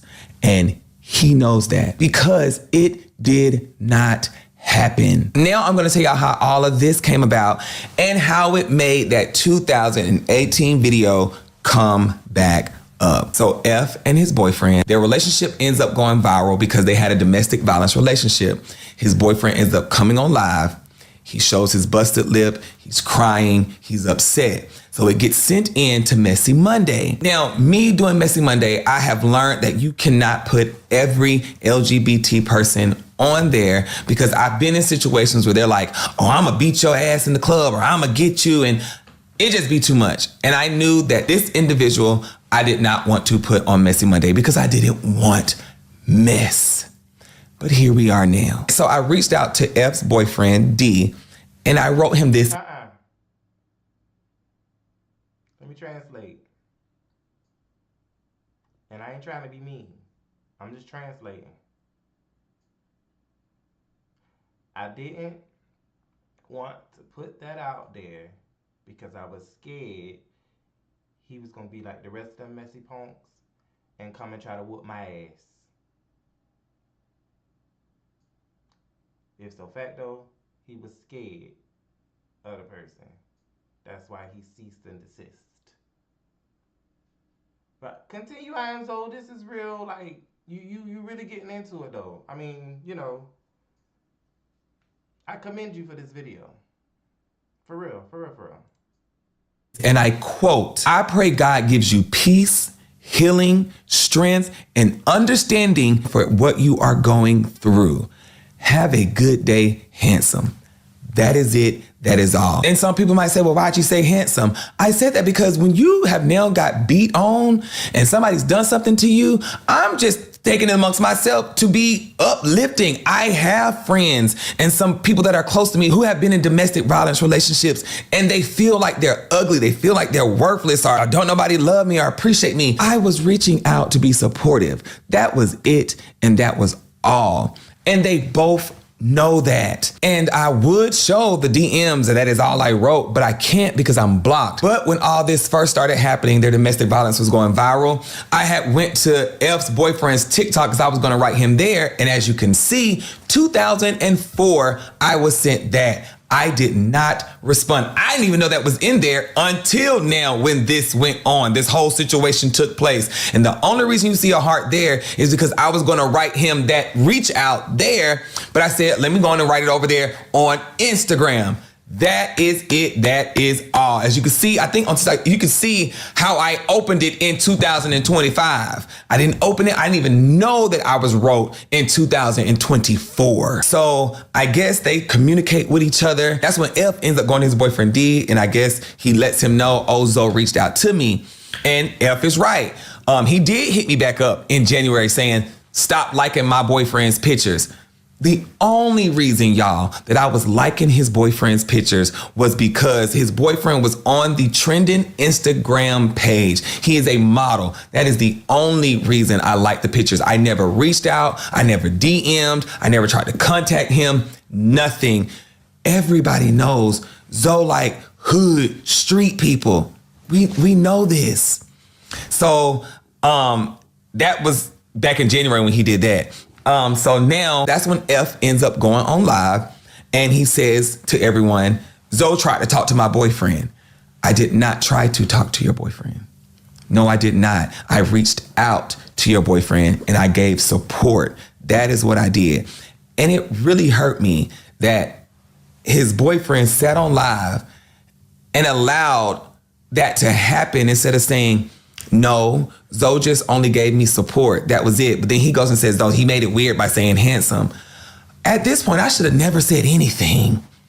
I should have never said nothing because I thought I was being supportive by trying to uplift you because you were literally crying on live. So I guess since I didn't react to him getting on live saying, yeah, Zoe tried to talk to my boyfriend and everybody asking me, why you wanted his boyfriend? Why you wanted his boyfriend? I feel that is why F decided to go lower. And F, I know you're not going to apologize. I know you're not. And I don't expect it. But I do want you to know that hurt. That hurt that you went on your Instagram and you said that this happened at somebody named Ocean's house. You and I both know that that is not true. The only time I ever went to Ocean's house was because of Brandon Got Fans. And Brandon Got Fans and Ocean are like cousins or something like that. And I would go over there because Brandon hung out with Uno and Dos. And I think Dos was dating Ocean's sister. And then that was Brandon's cousin. So we would just go over there to go meet his family. I would always sit downstairs because I do not walk around anybody's house. I didn't even know them people like that. I knew Ocean because we were all content creators, but I didn't know them to walk around their house like that. And so for you to say that, that's really messed up when you know that that is not true. And with that being said, I have Famous Ocean and Brandon Got Fans that can confirm that I've only been over there with Brandon. And when I go over there, I was always around Brandon and Eddie because that was their people. Okay, y'all, I don't know if y'all can see on the camera, but I have Ocean and her mom and her sister here. Ocean, how did I meet you? Who introduced me to you? Brandon got fans. All right, Brandon got fans. And when I came to your house, how many times did I come to your house? Like twice. Okay. Really twice. Yeah. Right. And when I came to your house, did I ever walk around your house? Never. You was always downstairs chilling with me, my mama, and Brandon, and my sister. Mm-hmm. Okay. And is that your mama in there with you? Yeah, that's me. Hey, mama girl. Hey. Did I ever walk around your house, girl? You didn't. Yes. No, you didn't. We had a good time. We toasted up, and all the grown people was definitely downstairs. And we was down there listening to music, and you made y'all left. And mind you, Trouble used to dance for us downstairs. Right. So, and also I used to come over there because that's when Uno and Dos, but it was Dos dating, I think, Kung Fu. So it was just like, what is he talking about? How many times has F been to your house?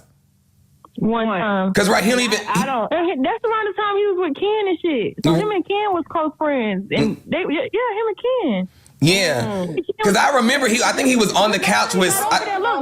Matter of fact, it just came back to my mind. That's exactly how he got over there, which was through Ken. Yeah, Ken invited him.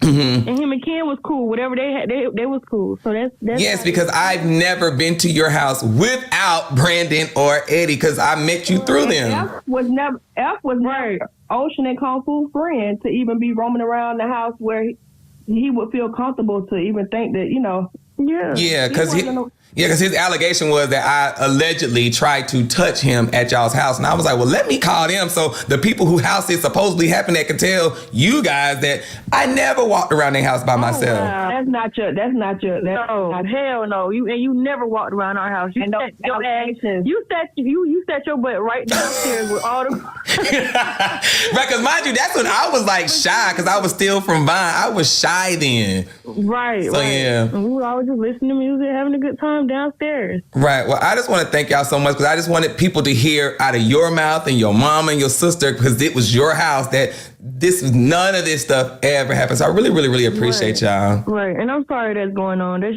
something that I would never want to go through neither. Girl, when I tell you it's stressful. Block my cuss words out because I really want to cuss so bad for you. Yeah, don't cuss.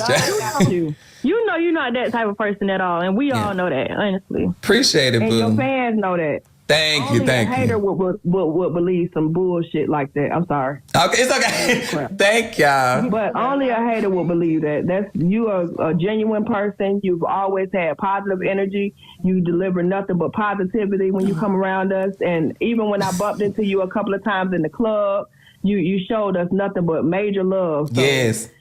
It's never been no weird vibe. Yeah. Like that. Cause girl, I know y'all, you know how many hood folks y'all know in Atlanta? Bitch, they'll beat my ass on that shit. Dude, y'all know everybody. But no, I appreciate y'all, girl. Okay, you guys. So y'all ain't seen him in a minute with me. This is Brandon Got Fans. So Brandon, how was I introduced to Chikari? Low TV. You, right. Okay. So how was I introduced to Tay and Uno and Dos? Me. Yes, Brandon knew everybody. And y'all, the reason I say that is because back then in 2017, that was Brandon Got Fans. You know what I'm saying? And then they were on Triller. Everybody was making dances and things like that. So how did I meet Ocean? Through being around, well, not being around, but through me and then meeting them and then, Yes, basically being around you. Because I think, was she like your cousin or something like that? Like y'all were, yeah. Yes. So when we would go to Ocean's house, did I ever go to her house by myself or with who? Me and Eddie. You and Eddie. And then we really didn't even go that many times. And when I went around there, how was I in the house? You were more like reserved because you were a guest. You were my guest, so you weren't really like walking around, really talking to people like that. Because one, we were kind of, the age difference was different. So we were with the mom, we were chilling, like doing grown people stuff, and then the kids and stuff would be on the other room, wherever they're doing what they was doing. So was I ever around F at any time? No. Okay, thank you, friend. Oh, and last thing, let me see. Jakari, me, you, and Uno and Dos, we were like family, correct?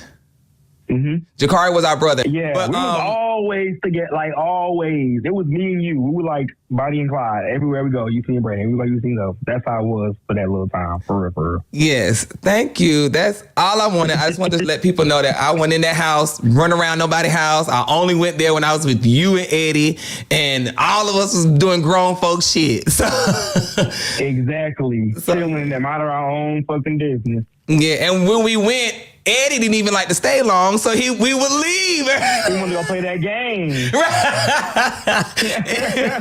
All right, so I appreciate you, Brandon. I'm gonna hit you back, okay? Okay, boo. All right, bye, boo. And it just hurts that a lie can get spread so quickly without proof, and then it'll stain a years of hard work, your growth, and staying out of scandals. Because I've seen a lot of people say, "I ain't never seen Zoe in anything. I ain't never seen," because I haven't. He right on that one. He is right on that one. I have never heard Zoe's name in any drama. And that's why I'm having to look it up now, because I'm like, damn, this is some good tea. Because I've never heard any of this. Also, with the Wild 'N Out stuff, I didn't know about that either. I'm trying to look. Is it Jay Versace? Like, who is he talking about off of Wild 'N Out? Like, all of this is new. And, because you don't usually hear about this kind of stuff coming from, a person like him. But,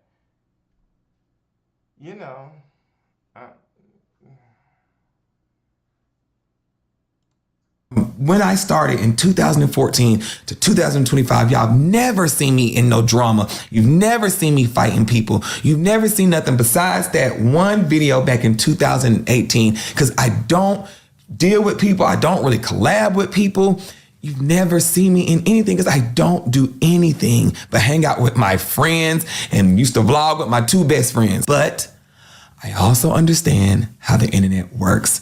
And once a narrative catches fire, people run with it. But I'm not gonna sit here and let something that serious be stamped on my name. Now, to close it out, I want to address the videos you are putting these captions on. So back in that 2018 video, there was a guy named Logan Morris. Y'all can look him up. He was a YouTuber. Logan was my content creation friend. He was in the video. This caption right here. Thank you. I don't mean it like that. I mean, just like, I have a room to myself. You can go on a little vacation. I know. We were in a room by ourselves last time, and that's not that you know of. Hi, how are you? So you're going to Chicago?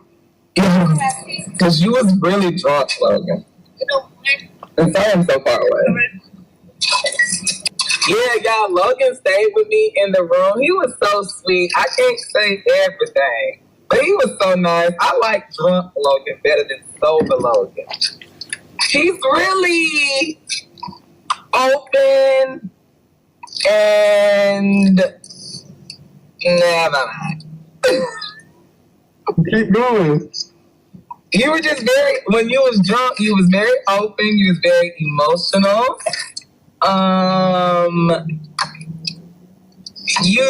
You were more comfortable when you were drunk. I will say, y'all, I was in the bed, he sat on the edge of the bed.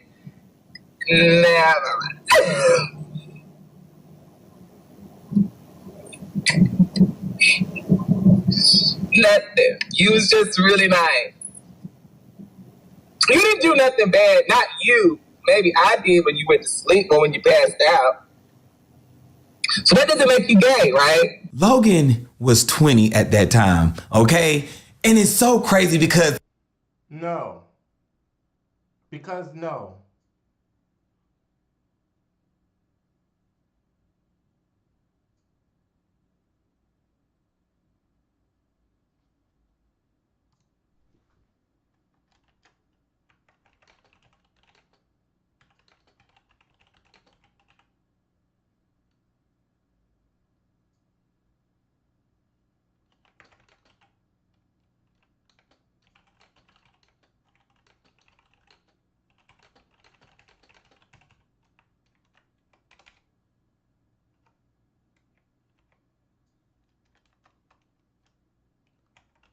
pause.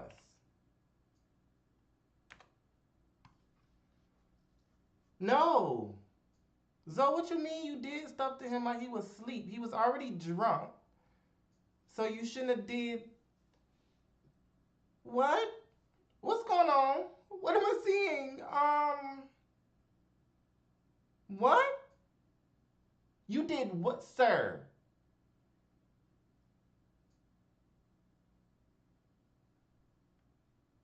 Huh?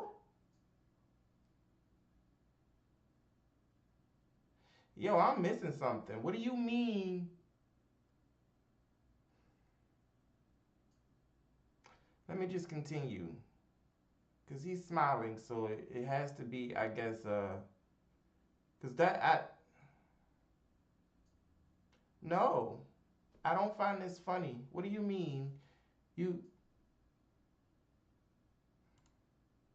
If you weren't on YouNail, y'all don't know how me and Logan used to troll. Logan is a heterosexual male. Now, when y'all see that, yes, if you don't know the context, you think it is weird. Me and him used to troll on YouNail. That was our stuff. We trolled. And that's why I never spoke, because people on YouNail know, but people now who are just seeing the video, y'all are putting your own context to it. I never touched Logan. When I said, when you were drunk, so that doesn't make you gay, right? We trolled so freaking hard. Like, it was trolling. Nothing. That still don't not make it weird, though. That still does not make it less weird. I understand trolling, but does it make it any less weird?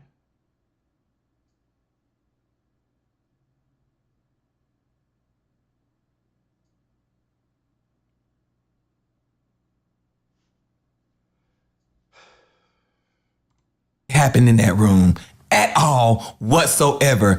Logan sat on the bed and cried because of social media. When all that stuff was going on with Wild 'N Out and they saw that video, I even had him send me his ID to show his ID that he was not a child. Y'all have to stop lying. Logan had even hit me up and said, Zoe, do you want me to make a video and speak out? I said, Logan, don't even speak out. Let people believe what they believe. He was like, no, because I don't like that. I want to have your back. I was like, I appreciate that, but don't speak out, Logan. So no, Logan should have spoke out and cleared it up, because when it looks that damning, Zoe, the truth needs to be exposed and early, lest you start to really look like a predator.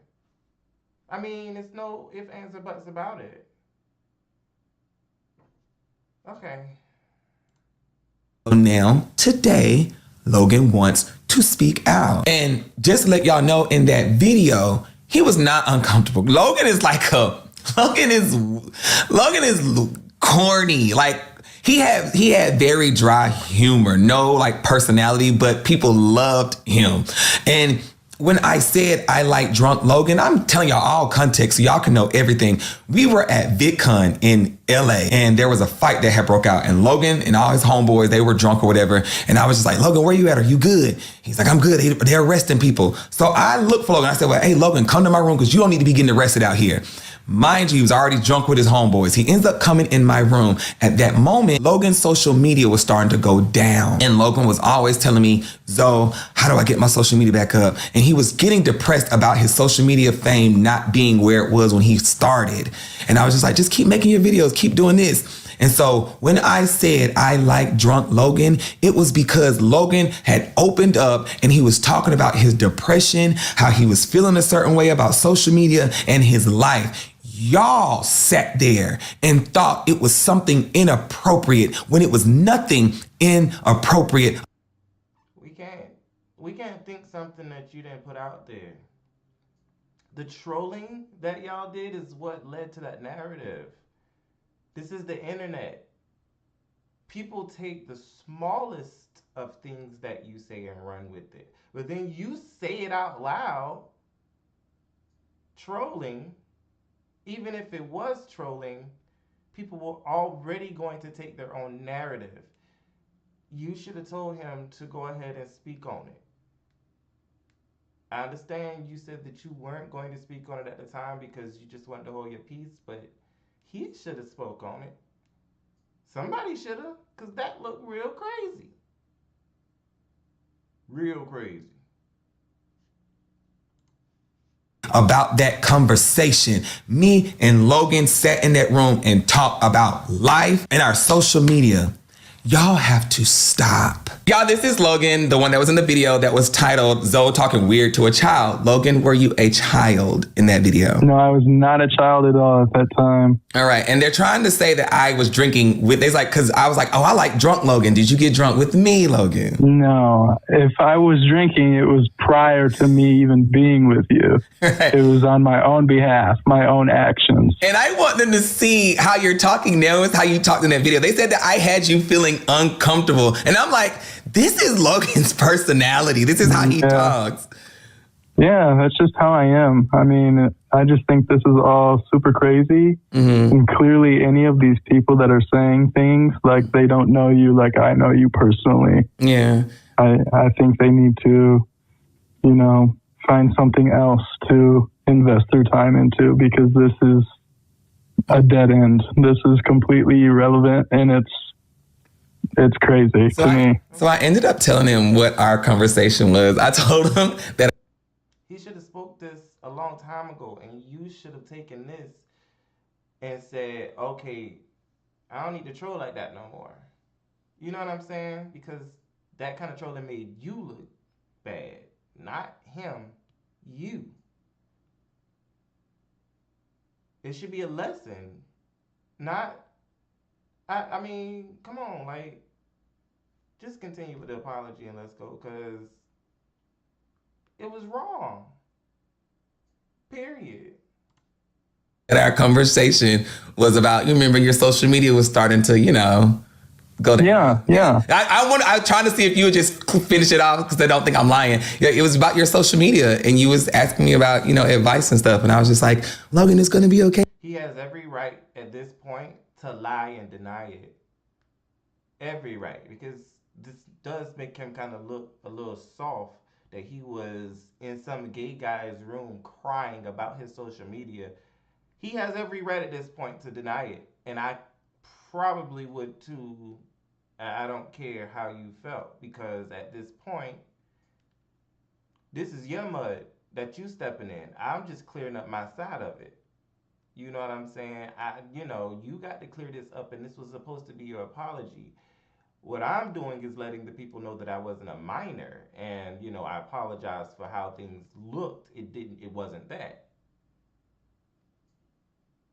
Okay, so no, I mean, hey, keep with it. And you opened up about life. Yeah. So they were thinking, and then at the end of the video, it was like, and then you passed out, but you didn't do anything. It doesn't make you gay if I touched you. They don't understand how me and you used to troll. They don't understand social media. Yeah, they don't understand how we were. Like, if they need to go look at my own broadcast. Like, you know what I mean? Like, come on now. We used to troll so hard. And then you had your supporters. I forgot what you called them. And then I had mine, and they loved when me and you would go live together. And that's, I don't know, but I hate that. It's just clickbait type shit. Yes. Yeah. Literally. It's just being funny. We were just trolls. Yeah. We like to stir the pot up.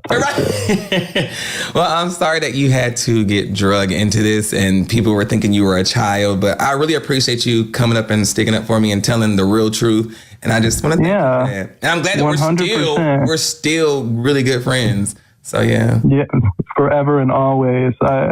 And one last thing, like, people, like, I don't know why, like, I'm not upset that I'm getting drug into it. I'm more upset that they're trying to attack you on things that are false. Like, they just are taking things like misinformation and just completely running with it. But yeah, I'm here to shut that shit down, because that is... Because you tried to help me when it first happened back in 2018. You was like, do I need to send my ID and tell Wildin' Out this? Like, I remember back then I was like, Logan, don't worry about speaking out. It's okay. Like, you were like, and now I'm letting you speak your truth. So thank you, Logan.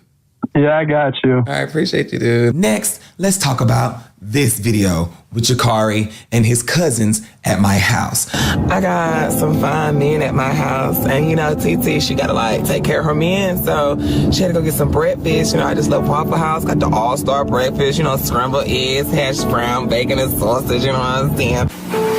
Oh my God, don't start this damn vlog. Say good morning.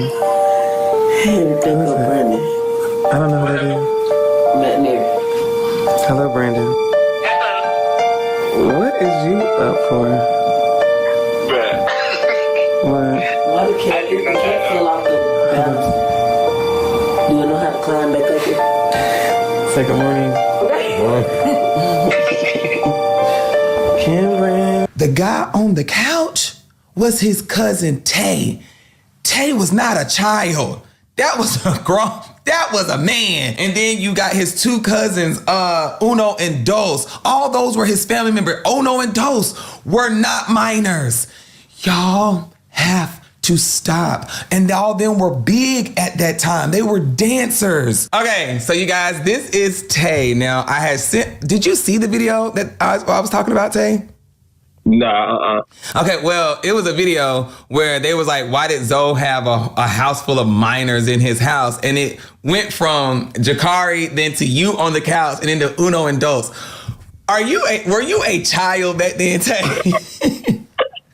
Boy, I was not no child, boy. I'm a grown man back then. Boy, that's crazy. And Jakari is your cousin, right? Yes, it's my little cousin. Yeah, and then isn't Uno and Dos them related to y'all some kind of way or something? Yeah, my little cousin on Cardinal side over, yeah. Yes, and so the only reason I told them in that video, I don't think you remember this video. I think that's the video where we were all getting ready to go to Six Flags, and they're like, y'all were just at my house. No, y'all were YouTubers and y'all used to dance on Triller. Yeah. Boy, when I tell you, people are so weird. So they thought I was young? Yeah, they thought you was a child sleeping in my house. Wow. Yes. No. You're missing the point. Granted, I don't know anything really about the entire situation. My thing is, the one that we saw on the camera was a minor. Question is, was it weird? Even if it was just one minor there, was it weird? And Zoe, it was. Yeah. It was weird, bro.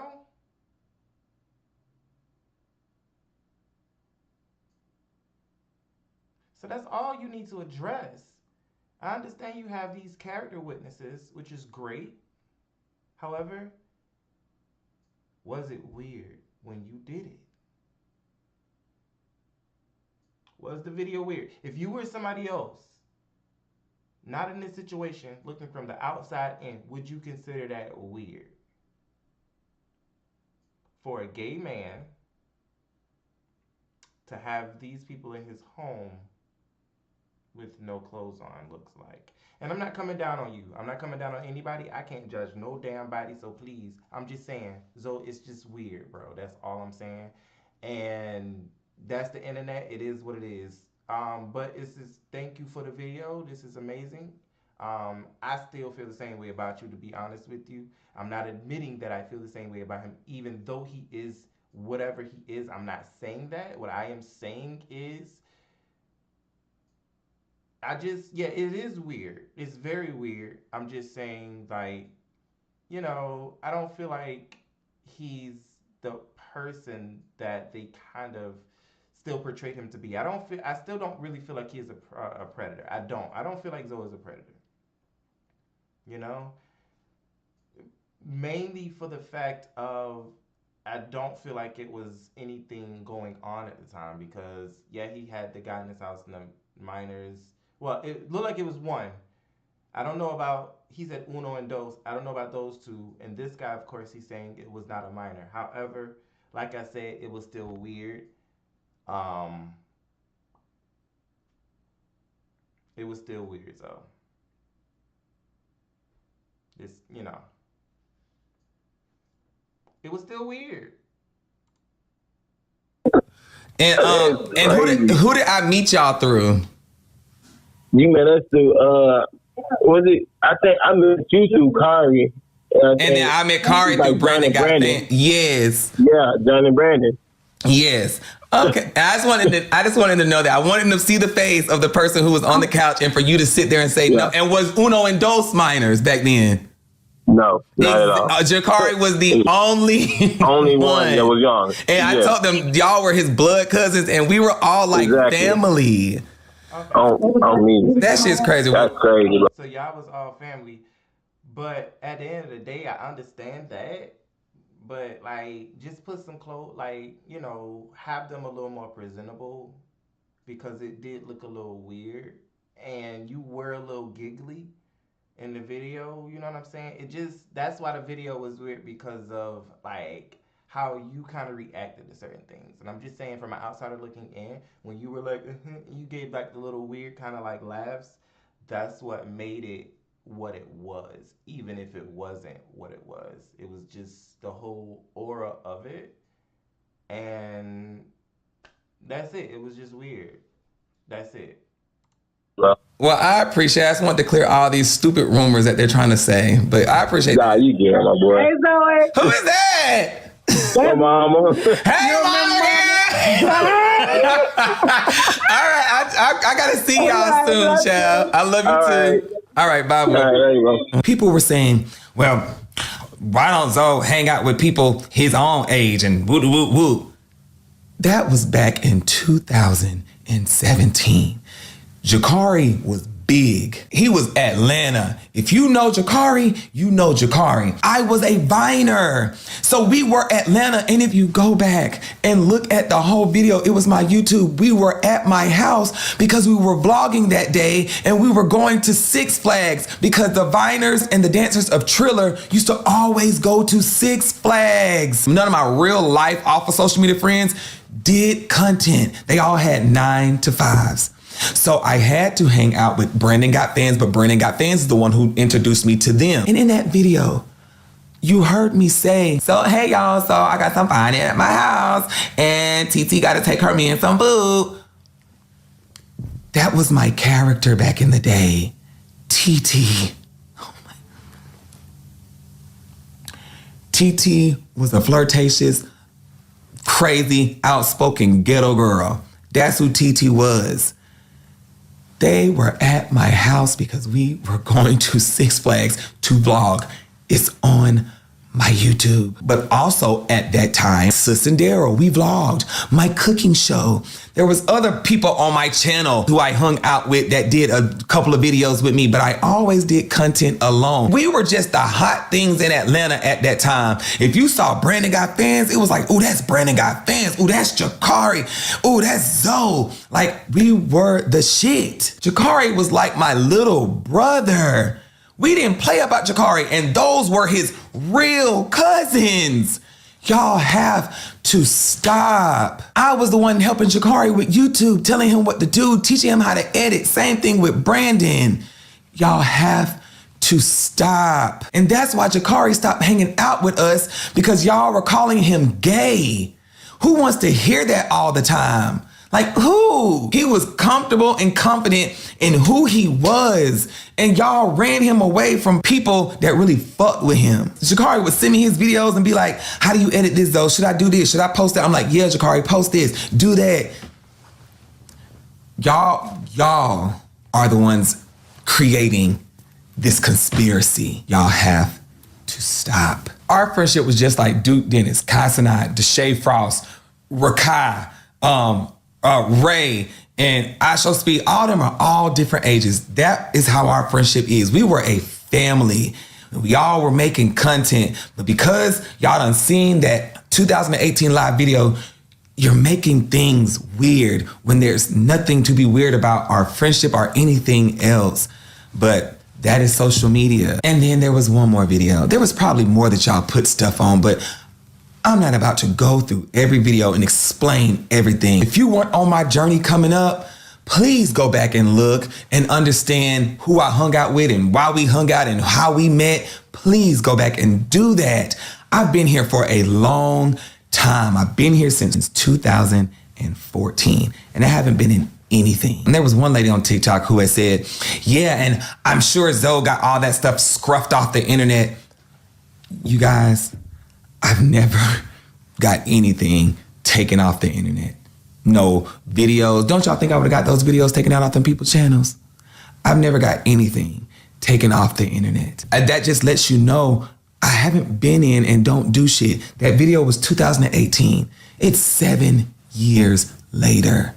And then from 2014 to 2018, because I was on Vine then, to 2018, I made that dumbass comments in 2018. And I take all in full accountability for speaking inappropriate in that video. I do. But anything else, y'all please stop it. I was beating myself up. And I have to forgive myself. I would be like, why did I get on you now? I can't stand that. I have to forgive myself so I can move on. And that's why I'm addressing it, because you cannot run from your mistakes. You have to face them head on. And then she said something else about something about me when I was talking about DL. I don't want to go off topic, but she's like, she had said something about being DL and that's why he does it. Y'all, I was DL on Vine. If y'all know me back on Vine, I was fighting tooth and nail that I was straight. The New Orleans crew, Tokyo Vanity, they was on my ass. I was fighting tooth and nail that I was straight. That's just because I was not comfortable on social media. If you go back on my Instagram and go all the way down, I only posted quotes. I never posted my face, only stuff I ate and family members, because I was so scared of being gay on social media. The stuff y'all are coming up with, I don't know. I've never been in anything crazy. No fighting, no fallouts, no weird shit, no nothing. I only hang out with my real cousins and my family. And like I said, the last thing I want to talk about is, because I used to always do a video with my little cousin Quinn. I always called him my adopted son. Y'all knew I didn't adopt that boy. We telling the truth here, let's tell the truth. That is my little cousin. And somebody put a video up and they said, well, I wonder what happened to him. Like, and his mom called and she was really hurt. Y'all, Quinn is in middle school now. That boy is in, I think, 8th grade. Quinn is growing up. Quinn don't make videos with me no more. He's about to be in high school. Quinn is chilling. Quinn is good. Y'all have to stop. Y'all had people sending him that video at school. That's crazy. It's because you want to sit on social media and come up with these weird scenarios. This is a lot. So my main focus was that 2018 video, but I want to say thank you to the people that reached out to me. Some content creators unfollowed me and some stuck right there and waited. And I thank you, because I'm not going to do that in this video, because y'all don't understand how tough that was for me back then and how tough it was for me now. And the reason I'm speaking out now, not because anybody bullied me or because it's getting on blogs or anything, it's because I felt like I was running from my mistake that I made. Like, oh, let me just, throw it up under the rug because I know I really didn't mean it like that. No, Zoe, you still said something wrong, and you have to stand up and you have to address that. You have to take accountability for it and you have to own that. And that's what I'm doing today. Not for anybody else, not for any approval for y'all to forgive me. I'm doing it for myself because that's what I want to do. And I want to tell any future creator that is out there, please learn from me, from this situation. The internet never forgets. They don't forget the jokes. They don't forget the shock value, the unfiltered raw content. They don't forget anything. It can all come back 10 years later in a completely different context. So again, today, I am taking full accountability for what was my mistake, my words in that 2018 live video. And I am standing firm on what's not my mistake, and that is these false accusations meant to tear down my character. No, I am not perfect. I've grown a lot. I am still growing. Thank you to everyone who still sees me for me. And even if you don't support me anymore or never have, I understand. And I hear you too. I just wanted y'all to hear from me. And I wanted y'all to not support and not like me for that video. That's okay. If you don't like me for that video, that is okay. But for all this other stuff that they're putting together and they're making it come off as what it's not, I wanted y'all to know the truth behind it all. All right, you guys, I'm still growing, I'm still human, and I love you no matter what. Thank you for listening. Okay.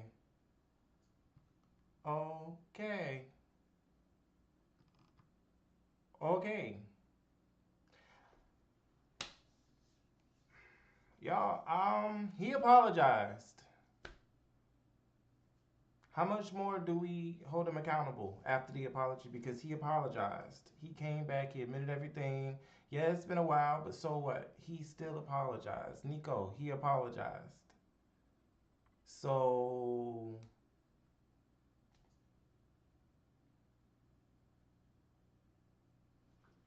I mean, do we still hold him accountable? Like, how long will we continue to hold I Am Zoe accountable? Zoe, this is, like I said, this is kind of like mind-boggling to me because I don't remember him ever being in anything before that. He always had a clean slate. So, I don't know, if I'm really peeling back the layers, I'm not saying that it's anybody else's fault because he did do that. But at the end of the day, like, I want to accept his apology. I really do. I want to say, okay, carry on, you know? Carry forth thine Zoe, okay? And that's going to be the official comment for this video. Carry on. I'm 3 weeks late. I don't care though. Carry on. You did that. The apology video was what it was. You gave us full accountability for what you did in the video, for what they blame you for. They say you shouldn't be flirting with minors. You said that you apologized for that.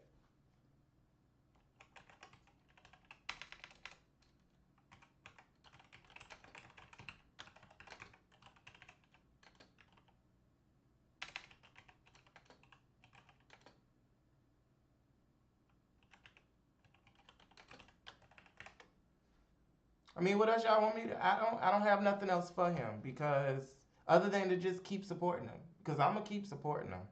I feel like after the apology, you gave us what we needed to hear. So why are we no longer supporting him if he's apologetic for what he did? You know what I'm saying? And it's been years, so I'm sure that has tore his ass up for them years. So I'm gonna just carry forth. That was the comment on that video. I kind of want to get into this Funky Dineva situation though, because his name keeps coming up in the entire situation and people keep talking about it. So wait a minute, let me see. I ain't watching that. Hold up, let me watch this Funky Dineva. There we go. See Funky Dineva, Tim Braxton. Because you never know when you're going to go live no more. Funky, and it's kind of weird because Funky usually like comes live every day. I think it was 8 o'clock, and we really don't see him live like we used to. So it's kind of weird. But anyway, I want to find a video that I was finding. Because I saw a video where, Baddie, there we go, Baddie Radio. Y'all go follow Baddie Radio because This is Expedience Gym Monster 2. And if you're not familiar with Expedience Gym Monster, let's first talk about what it is. Are you aware of what really happened to you? I always wanted to know what the end of this was going to be, you know, but she kind of tied it right into a bow, especially with this video right here. She started me on like tying it into a bow. And then it was just like, okay, like, damn, girl. Hold up, let me say, I want to make sure that I give her the proper respect to this live. So I'm trying to get her real name. I ain't even following her, I'm sorry. Baddie Radio HQ, hashtag. I'm going to just hashtag her. I know we don't do hashtags no more, but I do hashtags over here because they get the kudos right off bat. So,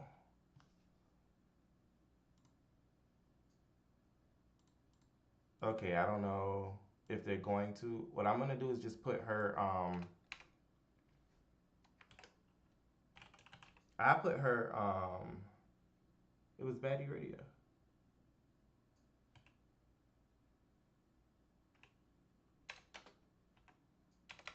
So you can't do a Baddie Radio? No. So I don't know which one is which. So I'm gonna just put her YouTube down here, and then y'all just find her YouTube page, which is on the screen right now. It's Baddie Radio. But yeah, I'm gonna put her YouTube page in the comment section, in the description. Boom. And y'all do that. I don't know if it's gonna pause or not. I don't know what it's gonna do. But yeah. This video right here. Oh, we got one day ago. Wait a minute. She did one day ago. Oh, let's fast forward then. Hold up. Because I was gonna watch one from months ago. I don't know. Well, you know what? Let's do this. I'm gonna watch that one after we watch this one. Because this one was the one that I watched. And she tied that thing up so good. So we're gonna watch 2 of her videos, and we're gonna give commentary to both of them. Cause I love this, like the way she did it. I thought I already subscribed to her. Let me make sure that I subscribe to her, so y'all don't say you try to send them, you use people. Boom, shut up. All right, let's go. No, I'm not. Or can you talk about? I can talk about it, but I'm not aware of what really happened to me. Yeah. All I know is that I went to a friend's birthday party. I gave a friend a birthday party. Mm-hmm. Hello. You thought was your friend? Well, we ain't even gonna touch on that. Yeah. I came home like I would normally do. Tell you something. Your lawyers are about to have a whole lot to handle. I told you once and I'm gonna tell you again. I'm not one of these new bitches to doing this, baby. I'm 14 years in, been sued by some of the best. Okay, check my lawsuit record. Stayed in court with Sheree. Stayed in court with Chris Stokes. Stayed in court with XYZ Company. Stayed in court with Music Company.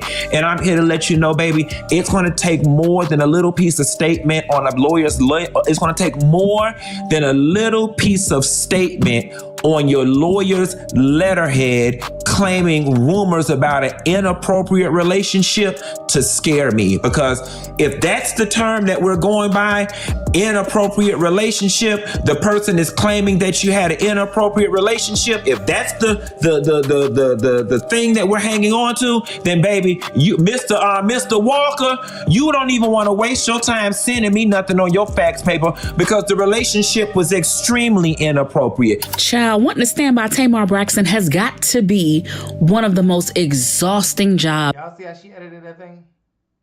Y'all see how she edited that thing? Go follow her right now.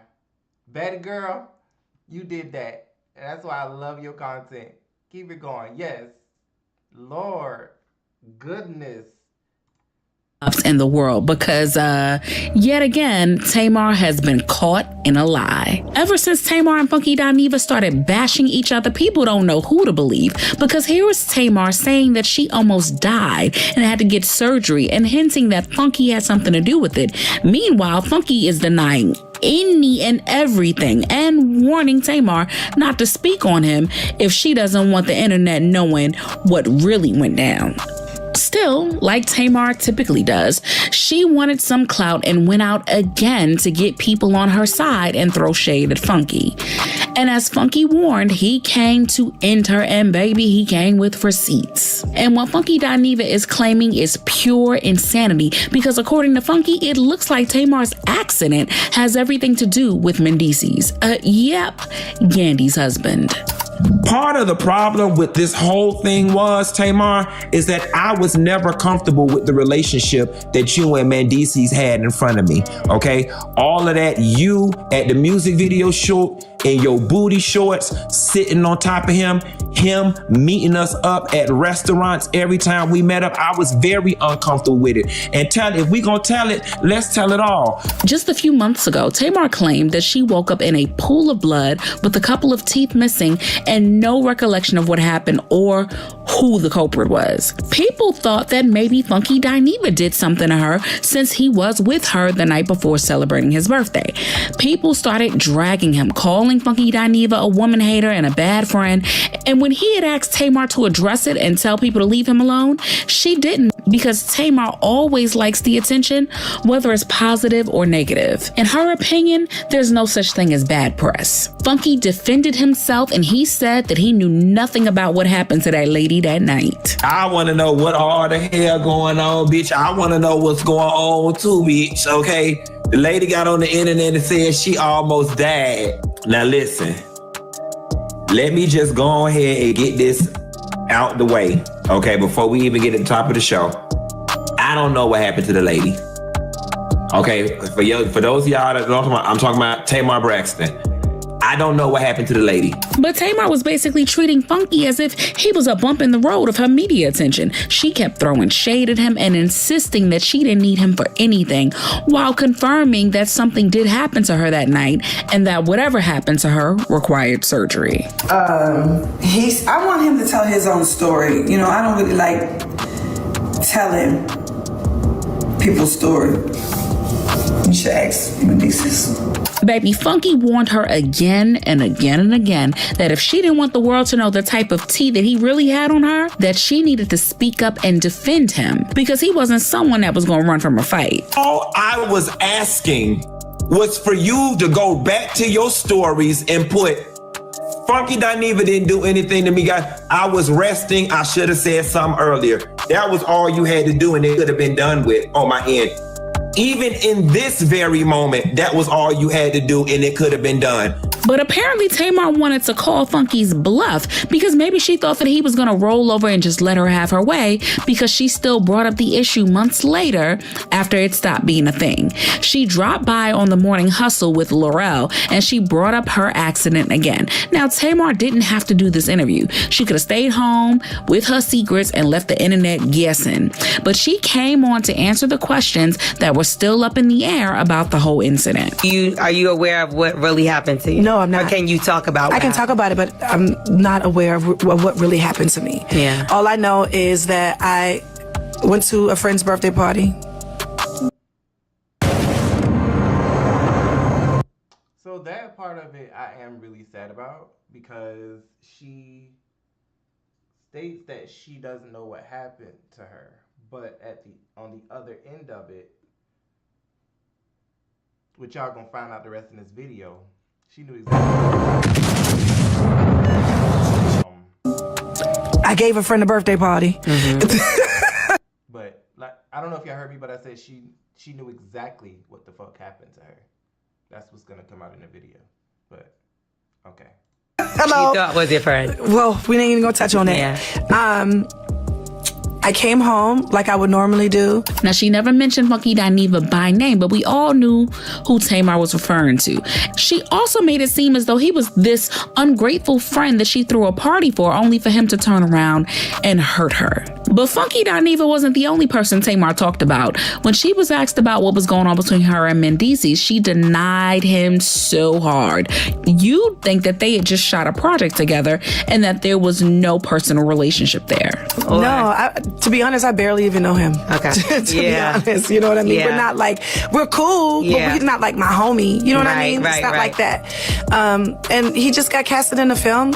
And did she really say that she didn't know Mendeecees like that, yet got him to do a music video with her? When the interview dropped, people were already warning Tamar that Funky wasn't going to like the way she spoke on him, and that she shouldn't play victim when he pops off on her.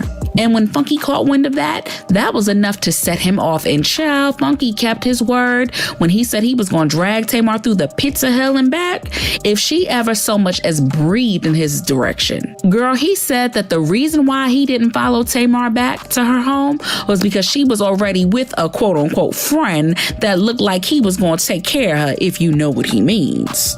And that friend was none other than Mendeecees, Miss Yandy Luther King's husband, okay? I did not get out the car and go upstairs with Tamar when we got back to her house. Because after her and Mendeecees got through kissing in the back of that goddamn car, I figured they wanted to be up there privately. That is why when we got dropped off at Tamar's house, I did not go upstairs. I got in my damn car and went home because you was sitting on his lap in that goddamn Uber and y'all ass was kissing, okay? And the shit made me damn uncomfortable. Apparently, Mendeecees and Tay Tay were together the whole night and just stayed separate so that the cameras wouldn't catch them looking too comfortable with each other. But everyone around the V12 knew that they were together, and once the camera stopped rolling, the two of them were all over each other right in front of Funky. Tamar said that she didn't know that man, yet they kept making out the whole way to her house and eventually got together while Funky went home. But here's where things really get a little funny, because according to Funky, it wasn't only Tamar and Mendeecees that went back to her house. There was a third guy as well, and this was the same person that Tamar claimed found her unconscious. But Funky is saying that that man didn't just find her unconscious, and that this unnamed guy and Mendeecees might have left her that way when something went terribly wrong. If anybody know who happened and what happened to your damn teeth, it's Mendeecees and his best friend, because they was the ones who went upstairs with you. Now, I don't know whether they was fucking your ass from the back and ran your head through the headboard or what, okay?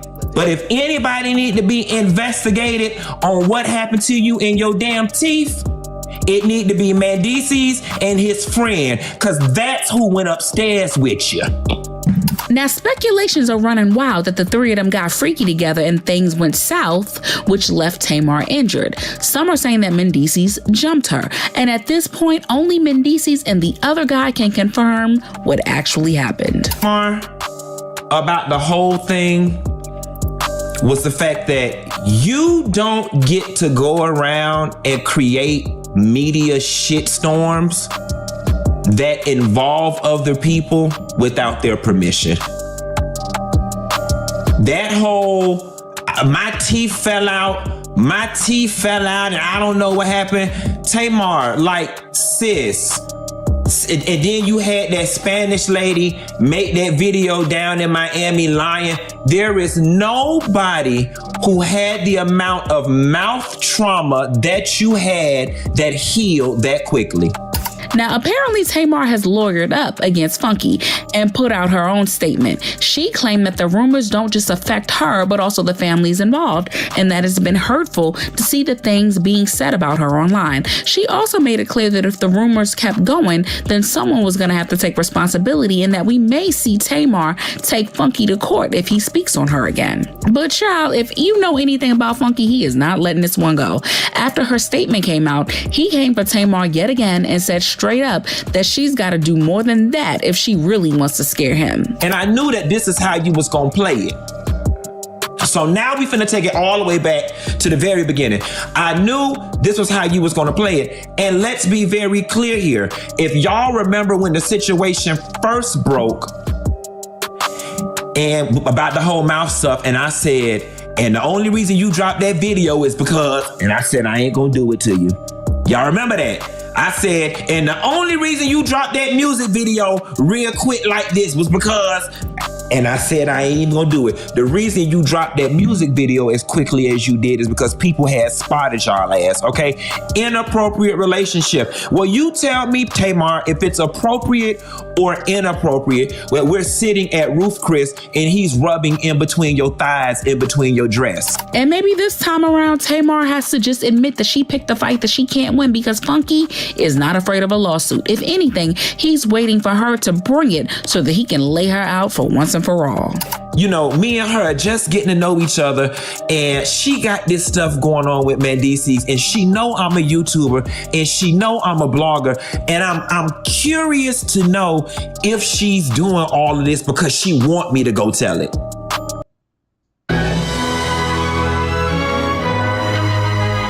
Watching the artist. You know what I'm saying?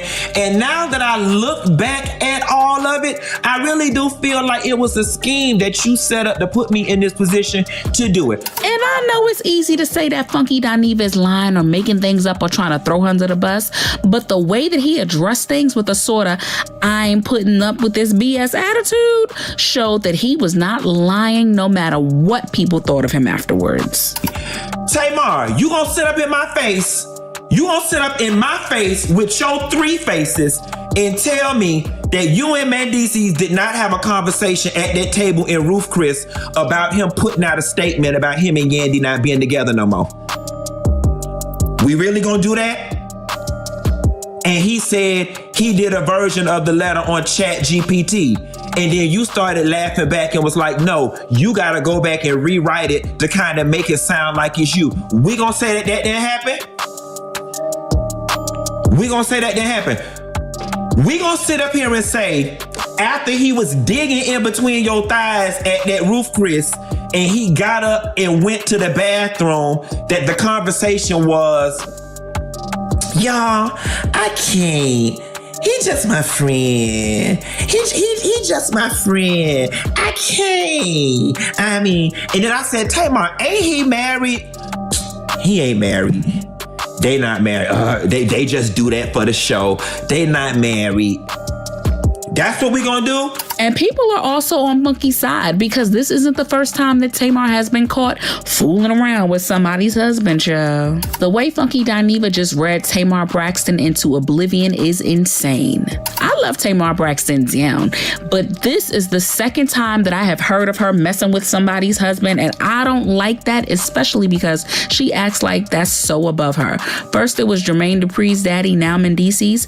Tawanda was right. So that's why she was so hell-bent on making it seem like he was the bad guy. You've been sneaking and creeping with Yandy's husband. But I want to know what you guys think. Do you think that Tamar Mendeecees really has something going on? Or were Funky Dineva's eyes deceiving him? Sound off in the comments and make sure you hit that like and subscribe. I'll see you. Okay, that's crazy. That was crazy. That was crazy. And it looked like it's about to fold into something else right there, because now they saying Tamar and Yandy exposed Mendeecees' lies. What? How long it's been going on? Because he went to jail and came back and went to jail. Nah, okay, y'all, I ain't gonna dive too deep into that. Let's continue on the Funky train, because good Lord, we might come back to that. We might come back to that video. About you in the streets, because it was like, dang, if she held him down. So even if me and Yandy decide to break up, it's no one's business but our household. Right? So if you see me acting inappropriate, it's appropriate for me. It's maybe not for you, because I'm sorry you wasn't in the group chat when we decided that. You know what I'm trying to say? I'm sorry you was in our bedroom when we had this conversation, and you know and that's the problem, because a lot of times these rumors, you know, we so private that we sit back and we laugh at it. What's the status of you and Yandy right now? Are we not together? Y'all not together. So y'all getting a divorce? Well, we never was like legally married, so I don't know what a divorce. Like. So the rumors are true. Whoa! Pause.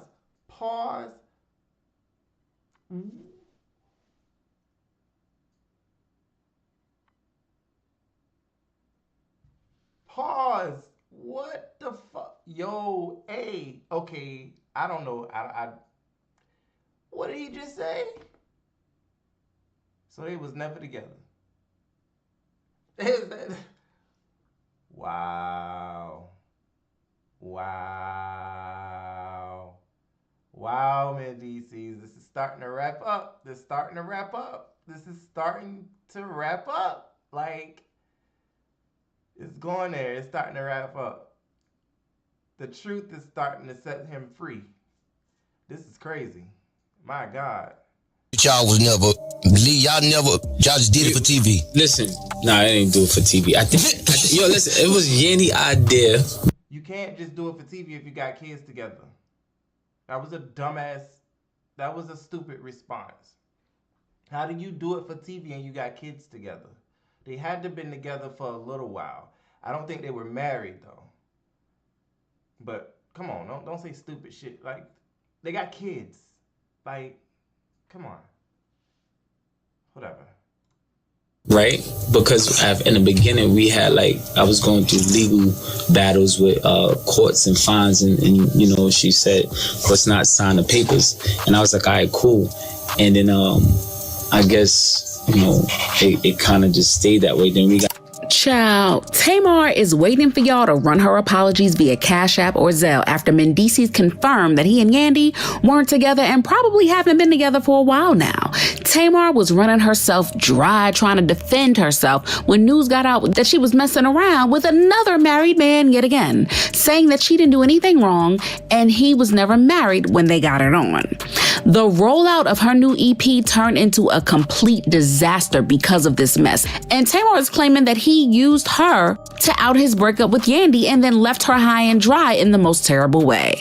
And she's also claiming that Yandy got the short end of the stick too because Mendeecees only wanted to expose the relationship when he realized that there was nothing more that he could gain from it. Girl, Tamar is really the gift that keeps on giving because every day there is some new drama with her. So remember how Tamar came online saying that she had this terrible accident in her home and how some of her teeth got knocked out?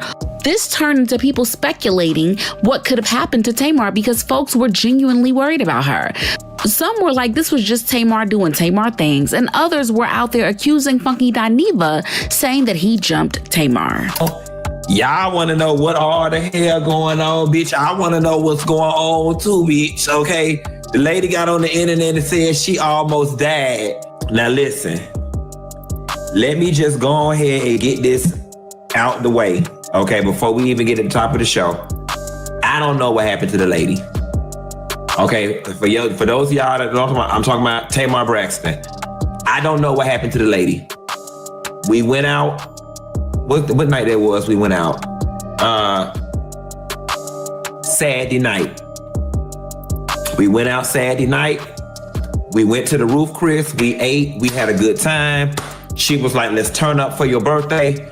We went down to the V12. Shouts out to Vinny and all the people at V12. That's the video y'all saw. Then Funky Dineva said, I don't know that lady, and the internet blew up on Funky, calling him everything but a child of God. With all the backlash piling up against him, Funky reached out to Tamar privately and then publicly telling her to clear his name and let people know that he had no part in her teeth falling out of her head. But of course, Tamar wasn't going to let anything affect the attention that she was getting, and she basically left him to get dragged by the internet. And that's when things started getting really interesting. Turns out that before her teeth fell out, Tamar was out here getting cozy with none other than Mendeecees in the club, and the two of them even ended up leaving together. So did Yandy trace them to Tamar's house and yank her up right quick and bust her open like a can of biscuits? There was so much speculation only for it to get worse when Funky Dineva and Tamar got into a very public beef. Funky blew the lid off of the whole situation, claiming that the reason he wasn't at Tamar's house that night was because she was there with Mendeecees and he figured that they wanted some privacy. All I was asking was for you to go back to your stories and put, Funky Dineva didn't do anything to me, guys. I was resting. I should have said something earlier. That was all you had to do, and it could have been done with on my end. Even in this very moment, that was all you had to do, and it could have been done. Earlier, Tamar had posted the trailer of her EP where Mendeecees was her male love interest and tried to play off the rumors about them as nothing more than a working relationship. But Funky revealed that they did more than work and were in a full-blown relationship. The way they acted in front of him, it was like they wanted him to spill the tea for them, and he didn't realize that Tamar was using him until it was too late. Imagine being able to build anything just by thinking about it. Meet Base 44, a complete... Hey, time out. Wait a minute. Am I in an alternate universe? Did y'all see Mendeecees slam Tamar up against the wall just now? Am I envisioning? Wait a minute. So that was a part of the video. You got your teeth knocked out on the video and you was, y'all, this is stupid. And he didn't realize that Tamar was using him until it was too late. Tamar, you gonna sit up in my face? Funky, shut up. Funky, shut the fuck up. You didn't do that, Funky Dineva. That's not what you did. That's crazy. That's not what you did. It's genius, but it's stupid at the same time. You mean to tell me they went upstairs to shoot the rest of the damn video? And the news of her coming out about how she ended up on the floor in a pool of blood and her teeth was out and all of that was her in character? Okay, I better not see you in this damn video. I better not see you in this damn music video. And I'm not insinuating nothing. Okay, it's genius, to be honest with you, but then again, it's kind of stupid. Because it's like, why do we need to take these routes to get to a music video or to get to a promotion for a music video? Like, it kind of is not adding up at this point. I don't know.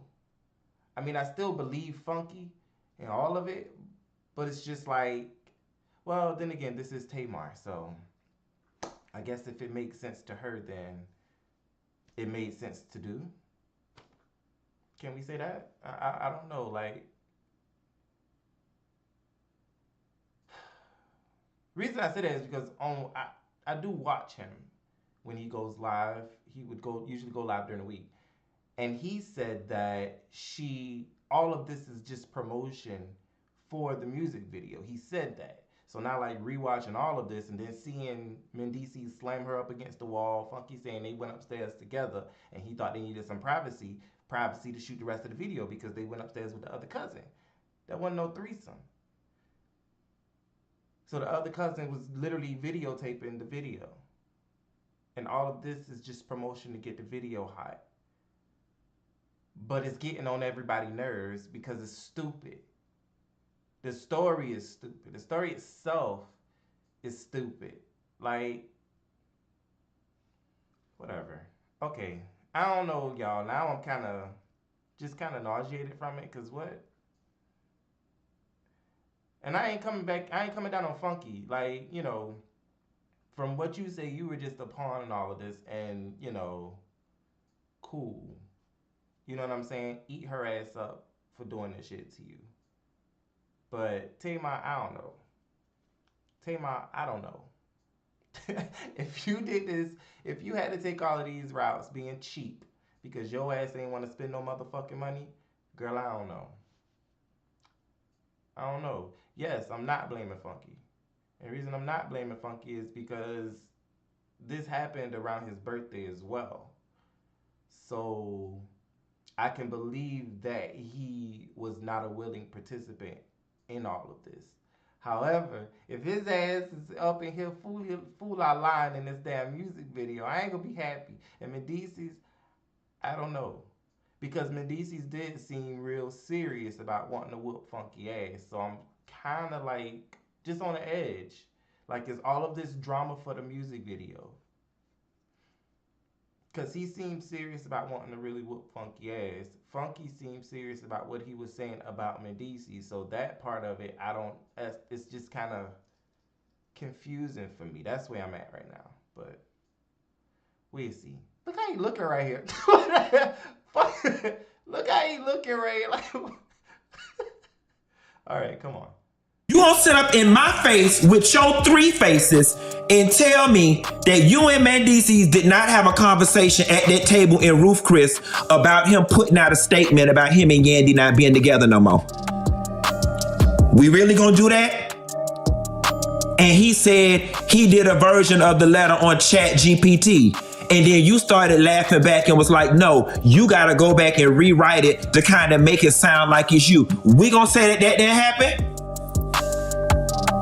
We gonna say that didn't happen? We gonna sit up here and say, after he was digging in between your thighs at that Ruth Chris, and he got up and went to the bathroom, that the conversation was, y'all, I can't. He just my friend. He just my friend. I can't. I mean, and then I said, Tamar, ain't he married? He ain't married. They not married. They just do that for the show. They not married. That's what we gonna do? In fact, because that's what it's given. Like, even with that part right there, like when you think about it and you think about how actors' minds work, when they are shooting a film, when some actors are shooting a film, in order to make the movie real, they'll stay in character the entire time. And the fact that Tamar and Mendeecees was in the club in the wide open, I'm questioning whether cameras were there shooting a music video. They not married. Like, you wouldn't get that animated for anything other than if you were in character. Because we all know Tamar's character, especially on the Braxton Family Values, is that. So could that have been her in character that Funky was speaking about? And that whole thing of them having that conversation was kind of just her, you know, solidifying her character. Because it's like, it's not adding up. Why would she go through them kind of links to, like, I don't know. I just feel like it's promotion, man. That's where I'm at right now. I feel like they trying to get this shit to #1. That's just, because why? Like, for what? Tamar, you already, like, big. So when a music video come out, most people are going to want to see it. Most people are going to want to hear the song. We don't need, you know, the rest of this. Like, I don't know. It's just not, now that we going through it, and I love the way that Baddie is laying it out, because now it's like a movie, and we going through it, and we kind of picking up all of the pieces and putting the puzzle together and stuff like that. So it's cool. So I say, yeah, I don't know. This is kind of, it's interesting to me. So I'm going to figure it out, though. Let's go. Tamar was out here talking about her beef with Funky again, and the drama with Mendeecees saying that they were cool, but she barely knows him outside of the project that they did together. Now you going everywhere, and outside of the project they did together. Now you going everywhere talking about it, Tamar?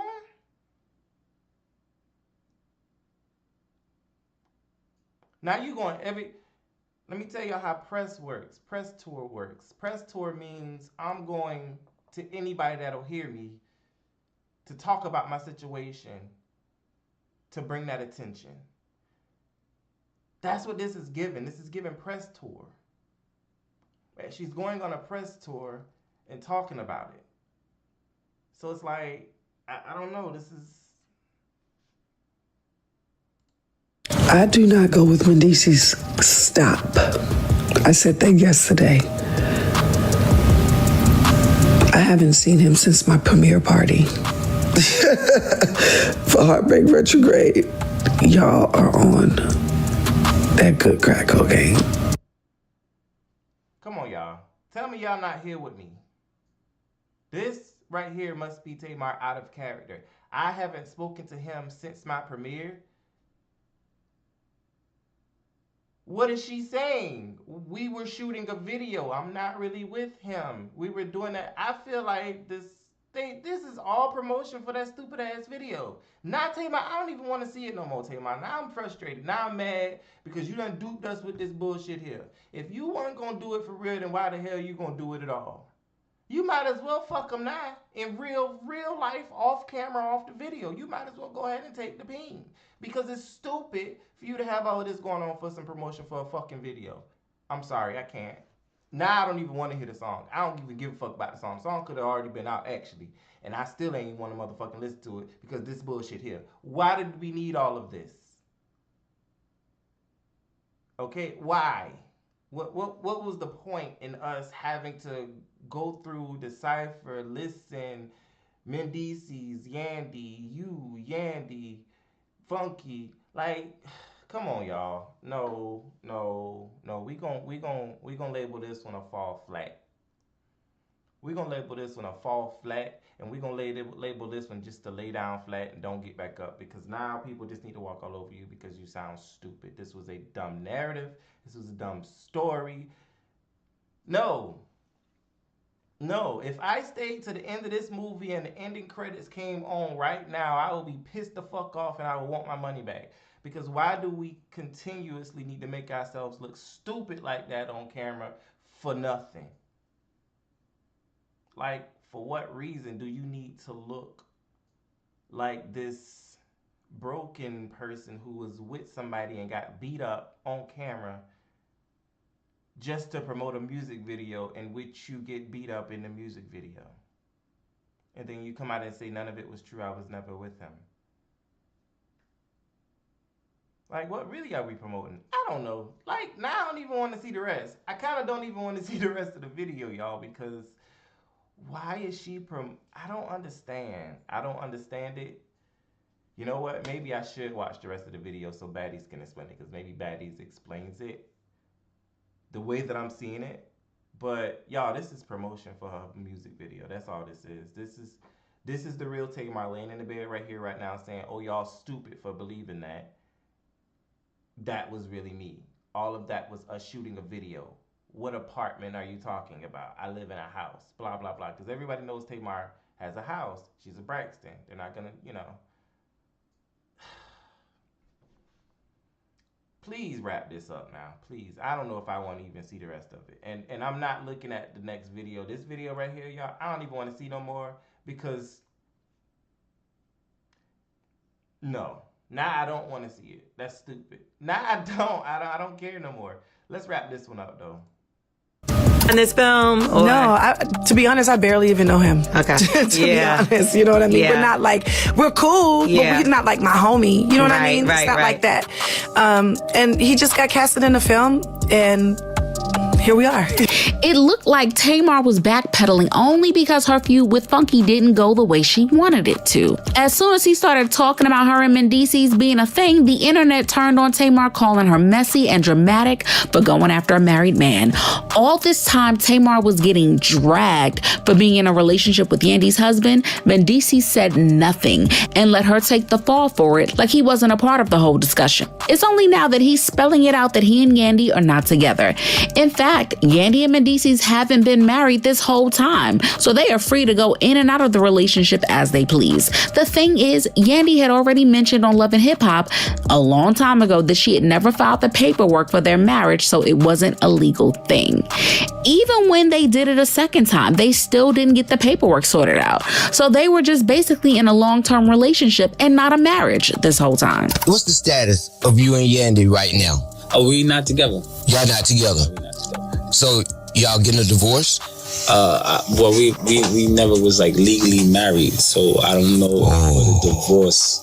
Like, so the rumors. That isn't a bad thing on its own, but the way that Yandy was all about her man, you would think that she would have wanted it to be done the proper way on paper instead of letting him run around and embarrass her. And if what sources are saying is true, Yandy knew Mendeecees was stepping out on her, but she was completely blindsided when she found out the woman was none other than Tamar Braxton. And now that Mendeecees has cleared the air, Tamar is out here on her victory lap feeling very vindicated at last. Tamar has been saying that people owe her an apology for dogpiling on her like that, even when they didn't know the whole story and she couldn't say much about it because it wasn't her story to tell. But what makes things even worse for Tamar is that Mendeecees had all the time in the world to come out and clear the air if he really cared about her. Instead, he was more than fine to just leave her out to dry until it suited him. And word is that Tamar is finally realizing what Yandy had to go through with Mendeecees, always putting himself first. But people aren't buying into what Tamar is trying to sell, because regardless of whatever games Mendeecees was playing, Tamar shouldn't have been anywhere near that mess or that lady's husband. Love Tamar, but she be missing the forest for the trees. You allowed a man to make you look like a mistress, and you want an apology from people who said you look like a mistress? Huge blind spot. Now that we know Mendeecees was not married, why was Tamar covered in blood with her tooth out after spending the night with him? Wonder will she ever tell us? Tamar thinks we owe her an apology, but all she did was confirm what she previously said was a lie. She was effing Mendeecees. But what do you guys think? Should we be calculating our coins to see how much we have to spare in...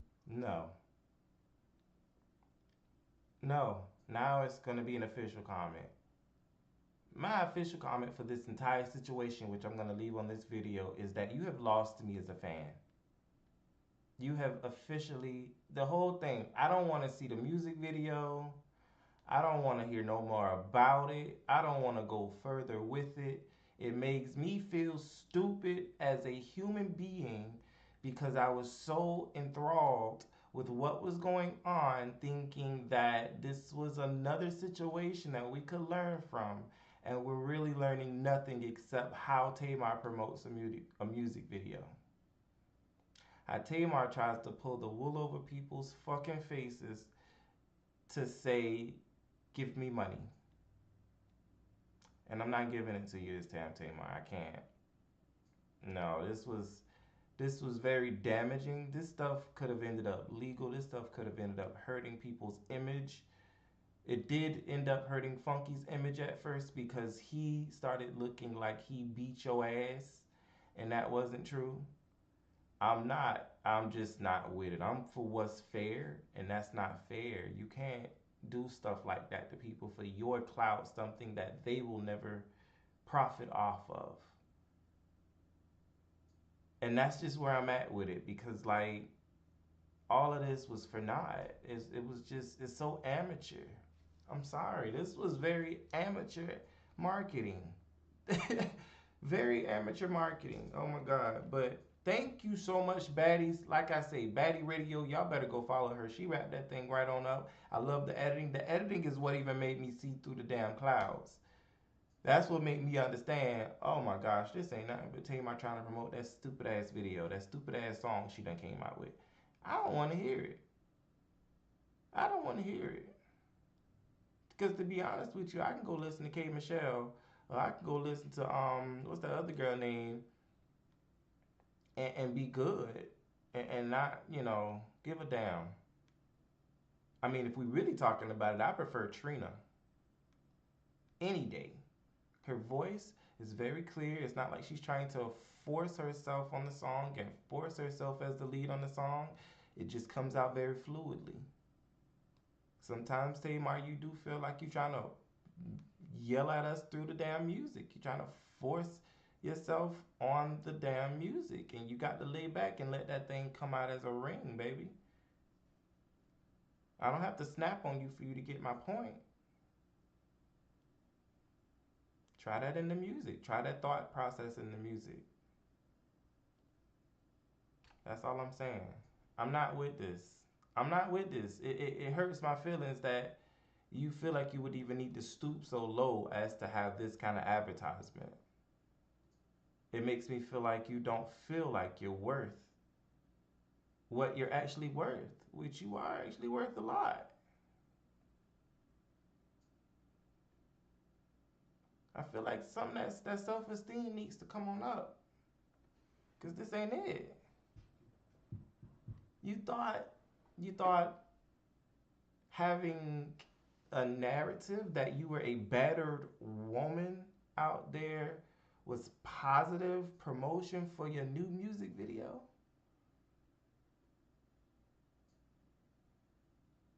And even worse, Mendeecees is adding to it by making himself look like more of a predator, more of somebody who's violent and volatile, by coming at Funky the way that he did. Like, how does that fix the narrative? It doesn't add to the marketing for me. It doesn't make me want to go see the music video, because now it makes me feel like maybe Mendeecees was joking around. Maybe Mendeecees was, still in character. Because this is like, what, y'all? We don't have to do this. Tamar, you big as fuck. You don't have to do this. If you didn't do this and your song would have just came out and you would have promoted your new album, I would have been all on it.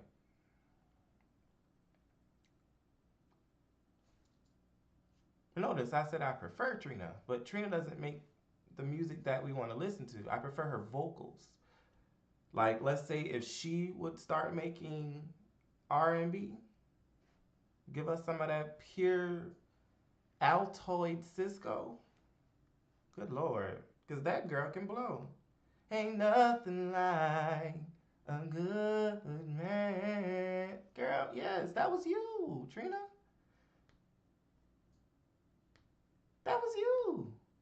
that I watched it on that Tyler Perry play. I don't know about that other song you got out there. What's that other song she got? Party Over Here. Woo, woo. I don't know what that is. And they old music when they were the Braxtons and Trina was the lead. Trina, you ate that up. Trina, I felt like you were the lead rather. I don't know if you were really the lead. I think y'all switch it up sometimes, but I really felt like your voice was always the purest out of the group because of how pure you came with it. You didn't always have to use a vibrato. And vibrato means when they have to like bounce their voice. Like if you heard that, I know I sound terrible. I ain't saying I can sing. Don't do me. Don't do me. I ain't saying I can sing. But I'm saying like when your voice comes out, you have to shake it and to add emphasis. I didn't really hear that a lot when Trina was singing. You know? So it was kind of like the difference in when Tamar sung versus when Trina sung is I felt like I could breathe when Trina Braxton sings. She helps me breathe when she sings. Meanwhile, Tamar takes your breath away. It's like you're suffocating when she sings. That's the feeling that I get.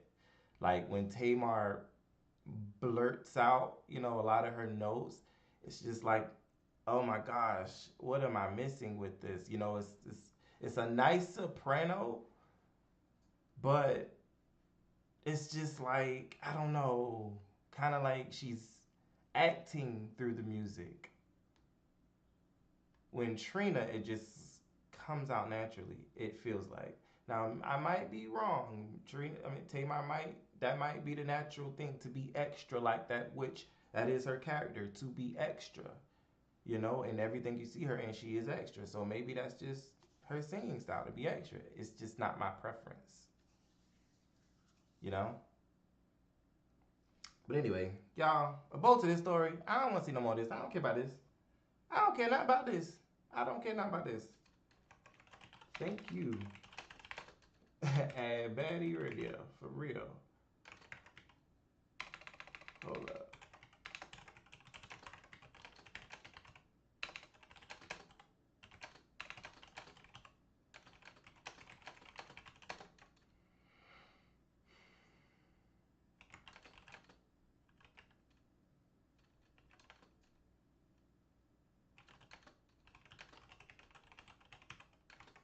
Goodbye.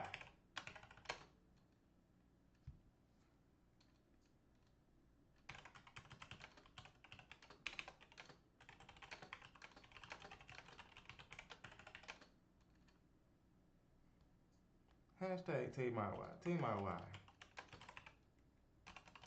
Just freaking why. I'm not here for it. Like, and that's not even how you spell bow. That's bow. What am I doing? Bow. Hold up. Let me look up. How you spell bow? How you spell bow? B-O-E? B-O-W? Is bow spelled B-O-W? To a bow. Yes, bow. Bow tie. B-O-W. Okay, yes, bow. Okay. All right, bow. All right, we good.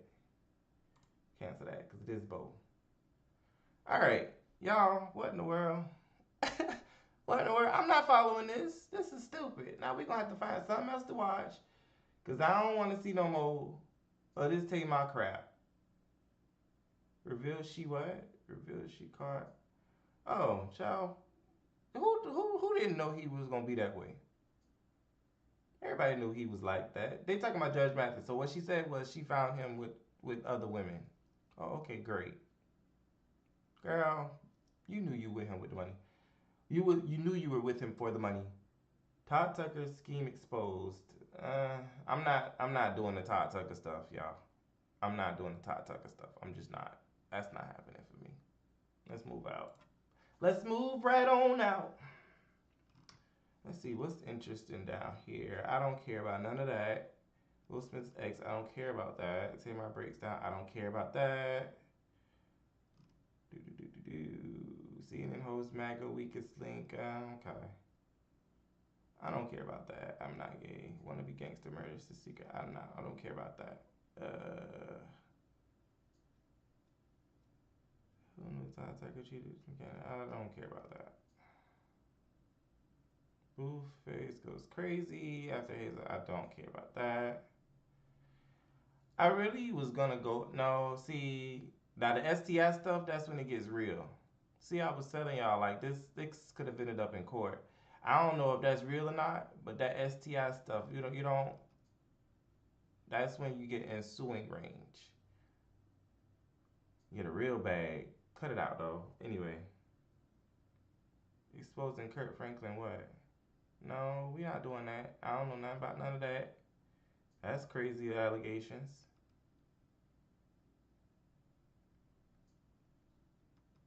I kind of did want to kind of go into this right here, but I don't care about that. I don't care about that. It was talking about the Benzino being gay thing. I don't give a fuck about that. I'm not diving into that. Leave that man alone, y'all. Why you keep fucking with Benzino? Benzino damn daughter need to leave him the fuck alone. Come on, man. It's 2025. Leave that man alone. Remember Ashton Hall. His life is ruined. Why is his life ruined? I don't know if I wanna go into that. Okay. Nope, not going into that. Let's see, where else can we go? Oh, that was cute. Kempire, 6 days ago. Tyler Perry lawsuit update. Alleged text messages exposed. Why would I care about that? Why do I care about Tyler Perry's alleged text messages with his friend? That was supposed to be his friend at the time. I don't care about that. He didn't do nothing to that man. Next.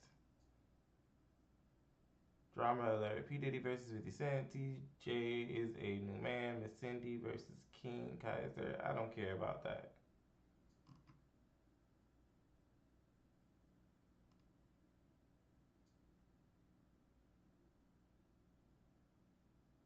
No, he didn't. He didn't check her that hard. I don't care about that.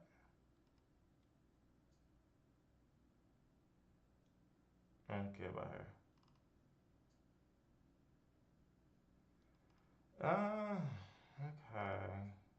Okay. I always thought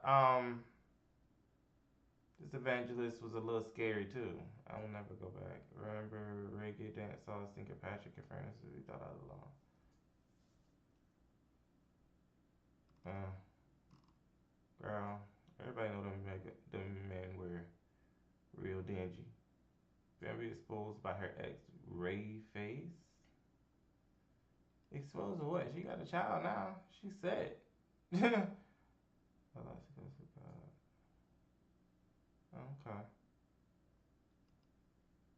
Don't make me angry. I saw that. I don't care about that.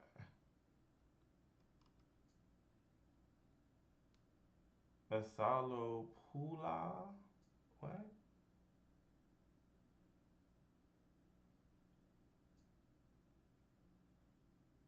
Oh goodness. Asalo Pula. I don't know nothing about none of that. We're gonna continue to move.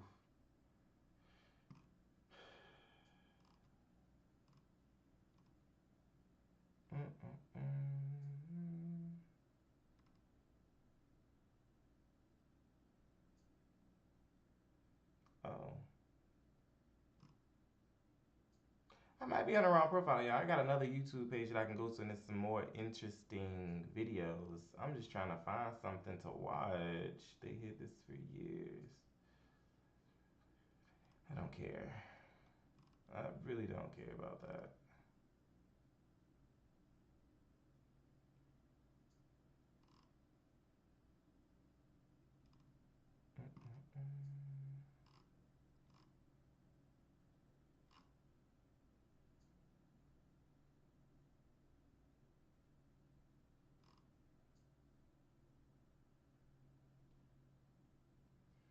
Okay, so I'm about to go to this other profile, y'all.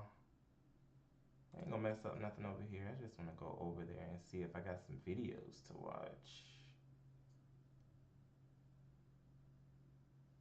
Uh-oh, we got some comments. Bipolar.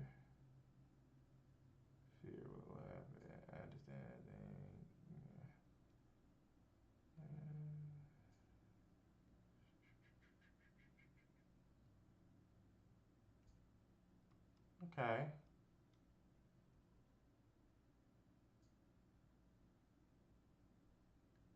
Now, I don't understand what this one meant.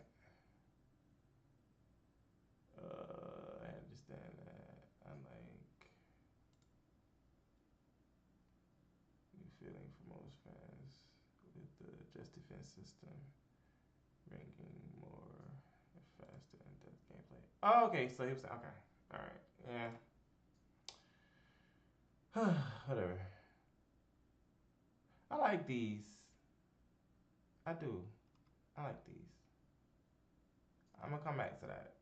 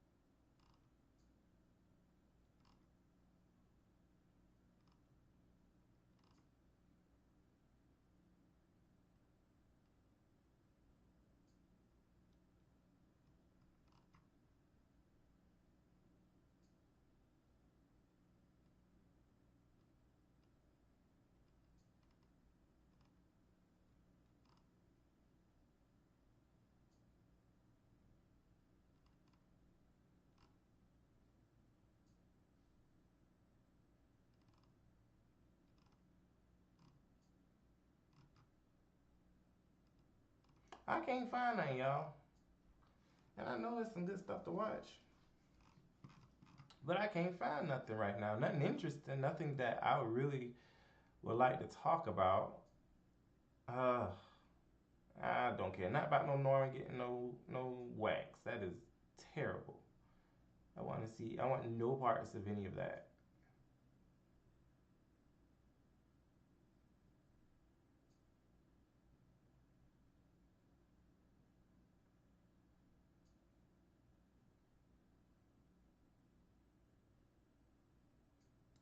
Come on, why you? Oh, see, this is the problem having two screens, y'all. I'm scrolling, so it's things to talk about, right?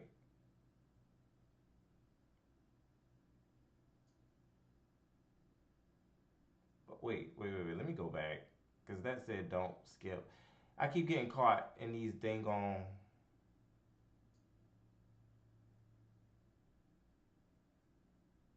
You know what? Let's use this moment. Let's use this moment to let a black man speak some life into us. Let's use it. Let me see what he about to tell me. What has lasted 5,000 years was one. They call this man the man who went insane trying to be forgiven. True story. That man, his name was Martin Luther. Luther was a monk who fasted excessively. When I say excessively, I mean excessively. He slept in cold stone floors, confessed his sins for hours and hours at a time. He once said this: if ever a monk could get to heaven by monkery, it was I. Yet he lived in constant fear, convinced God was angry at him. Why? You know why? Because no matter how much he confessed, no matter how much he prayed, no matter how much he punished himself, his conscience was never, ever clean. Does that sound like somebody you know? He didn't understand one word: absolution. He never understood it. That misunderstanding nearly destroyed his life until one verse opened his eyes and changed Christianity forever. Many people today are just like Luther, saved but still terrified, forgiven but still living like they're guilty, free but chained in cages, never ever experiencing the peace, the joy, the amazing unconditional love of Jesus Christ. Because they don't understand absolution. Let me show you what it really means biblically. Absolution means the guilt is legally removed. Most people think forgiveness means God won't bring it up again. That's too small. Absolution means the guilt is gone. Romans chapter 8 verse 1 says this. So now, there is no condemnation for those who belong to Jesus Christ. No condemnation means this. There's no active charge against you. There's no pending case against you. There's no sentence waiting for you. In heaven's courtroom, the evidence was real. The guilt was proven, but the punishment fell on Jesus Christ. I want you to write this down in the comments today. Thank you, Jesus. Thank you, Lord. You weren't overlooked. You were absolved. This is why Satan is called the accuser of the brethren, because if he can keep you feeling guilty, he can keep you powerless. Absolution is not a feeling. It is a legal verdict. All right. Amen. Amen to all of that. Amen to all of that.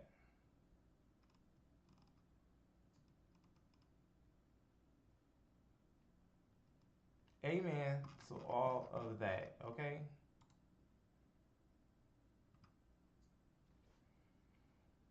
Alrighty, let's see. What do we have next?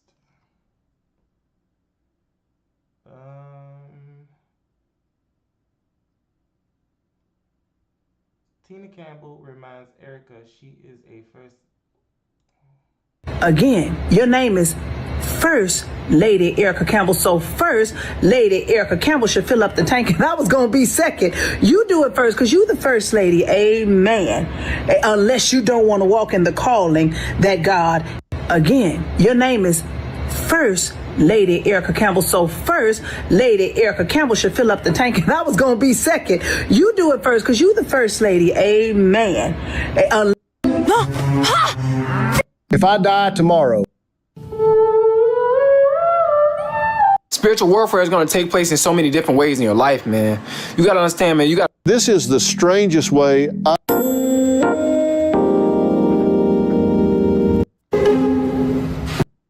Oh, look, I'm getting a call from one of those unknown numbers. Man, love yourself. Hazel E claps back at Mariah the Scientist after commenting on a video of Young Thug.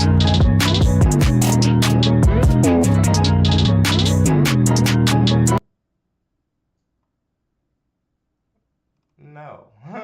What?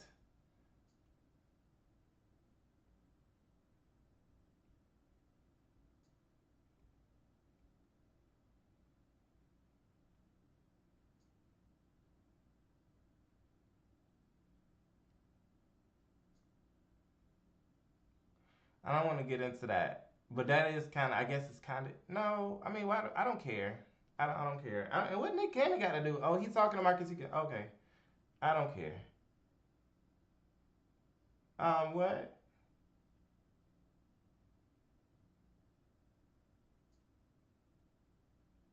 What are we seeing here? Hold up. Is David and Tamla getting a divorce? I don't want to wish that on nobody, but let me...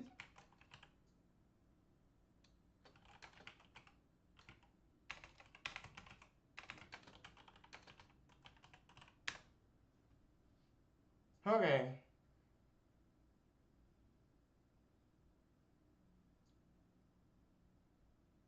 Okay, why y'all don't put that stuff out? And see, that's crazy.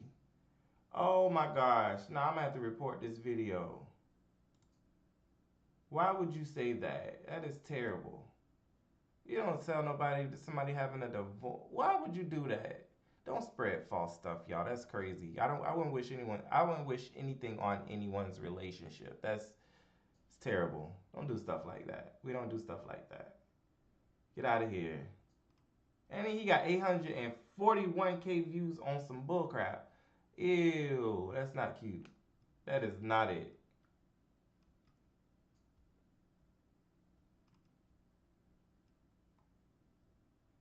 Ooh, no, I ain't touching none of that. We're gonna come back to this, because this is funny. I'm gonna come back to that.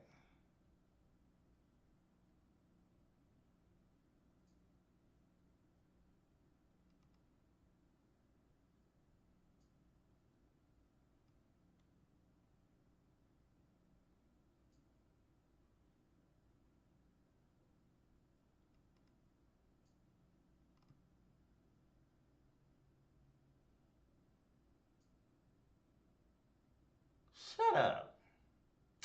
Get out of here. Next. Think about this one. Like, why do I keep seeing his stuff? Like, come on, dude. I'm not even interested no more. Not promoting you. Shut up. Because that was, everybody ain't gay. Shut up, bro.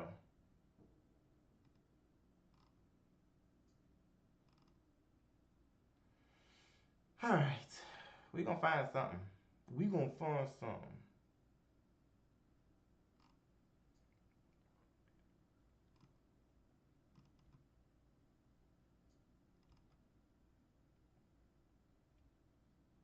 Aw. Steve.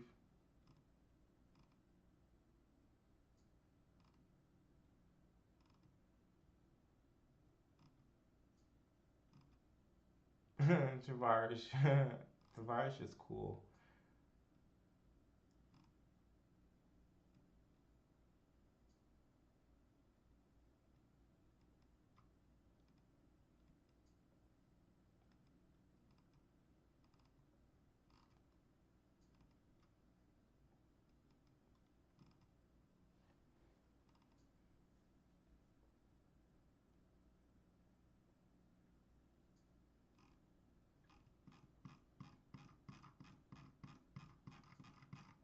I don't know what Foxhole doing, but I ain't about to. Alright, so what was I about to watch? I was about to watch something. I forgot what it was. I ain't going back into that dang gone.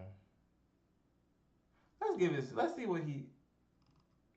I can't see no lame stuff, bro. I can't do no lame stuff. And sometimes Marcus Houston kind of give me lame vibes. And I don't want to see no lame stuff. I just don't. I don't want to see no lame stuff. How about this? Let's do this. Give me that.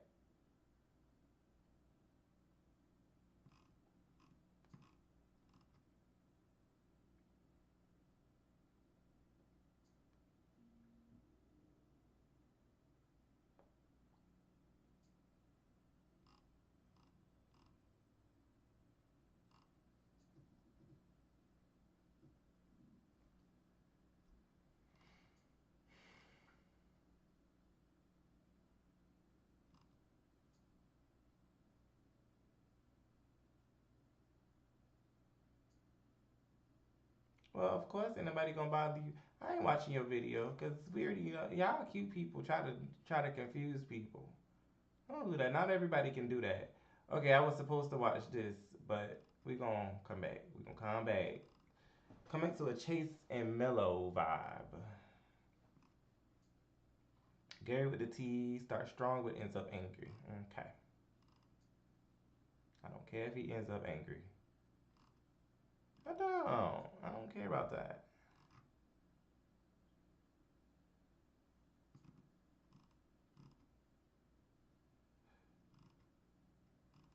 What else do we have?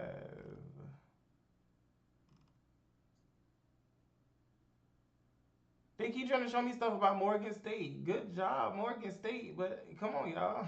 Next. For real.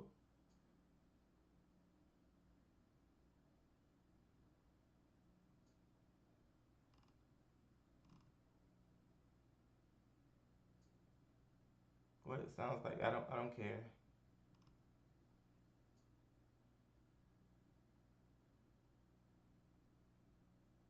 What's coming? Hold up. Hold up. Let me see. Listen, it's called Connect Team, and it's insane. I don't do schedules or timesheets manually anymore. If this message found you at this exact moment, stop for a second. Don't scroll. Don't dismiss it. This is not here to create fear. It's here because timing matters. You've been sensing it already. That feeling that something is building. That inner nudge that says, pay attention now. That quiet urgency you can't fully explain. What's coming can't wait because you're at a turning point. Not a dramatic one on the outside, but a powerful one on the inside. You spent a long time preparing without realizing it. Learning lessons the hard way. Outgrowing people, habits, and situations that once felt familiar. Choosing strength when it would have been easier to stay the same. And now, momentum is shifting. What's coming is not punishment, it's alignment. Not chaos, but clarity. Not pressure, but purpose. This message appears because you're ready to stop repeating old cycles. You're ready to trust yourself again. You're ready to receive instead of constantly proving. You're ready for the next chapter. The universe doesn't rush people who aren't prepared. It moves quickly only when readiness meets opportunity. Right now, your awareness is the key. Notice what keeps coming back into your thoughts. Notice what no longer feels right. Notice what feels calm, but exciting at the same time. That's the direction. You don't need to act out of fear. You don't need to force outcomes. You simply need to be present and willing. What's coming can't wait, because delaying now would mean ignoring your own growth.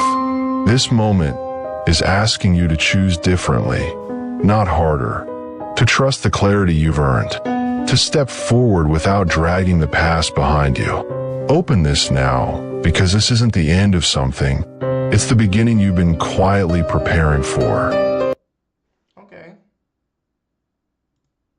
What's up, y'all, and welcome back to another episode of the Roundtable Game Show, where we'll be sharing our best fake deep quotes with the goal of making each other laugh. Time out. Before we even continue the video, what is this? Why would you do this? Come on, man. Stop playing with me, bro. If it's funny, it's funny, but that ain't funny. I don't know if that's funny or not. Let's continue. The rules are simple. If you laugh, you are out, and we must affirm everyone's quotes. Are y'all ready?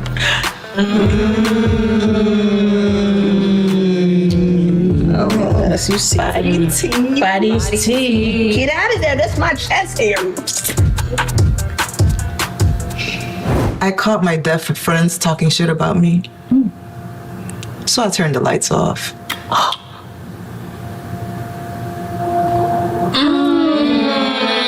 Wait, what? Hold on. Dang. They can't see it. They can't see the hands. See that? So inside. That's crazy. I actually got rid of lights off since. How does Helen Keller get dick down? She goes on blind dates. Period. Period. Period, Bev. Period, Bev. So good. Mira. Who is that? You don't know who? Please. You never heard that? Please. Just don't. Please tell me after. Yeah, we'll tell you after. Maybe it's an age thing. It's such a gap in between. Somebody asked me the other day, they said, how can you be gay and Hindu? I said, it's very simple, very easy. You can't eat beef, but you can eat cat.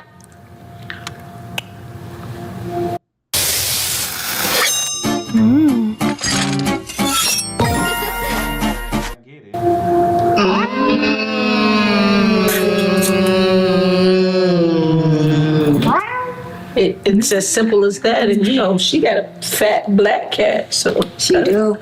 It's halal too. Oh, not what? It's a kosher meal. It's kosher meal. And I love me some halal. Halal is crazy. Fool. You such a foo-foo. What do you call a little person with a erectile dysfunction?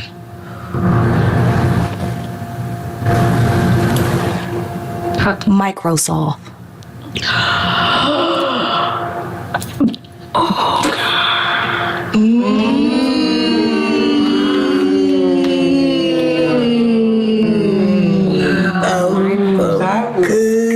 That was good. I like it. Yes. Yeah. No. Yeah. No. You getting there? Get it. Keep it low. Keep it high. Oh yeah, that's it. Can we keep it low? What do you get when you mix fish DNA with human DNA? You get kicked out of SeaWorld.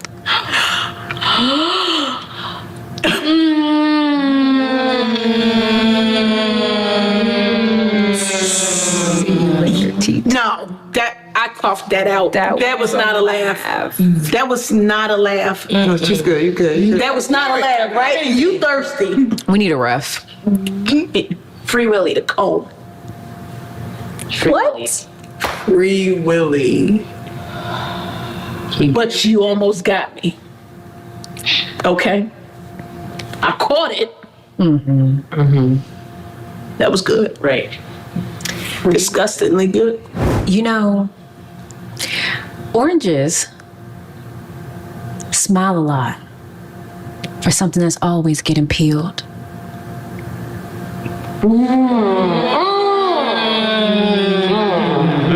Damn right. Ouch. I know I like it. Lemons. Right. Hey. That's deep. Real deep.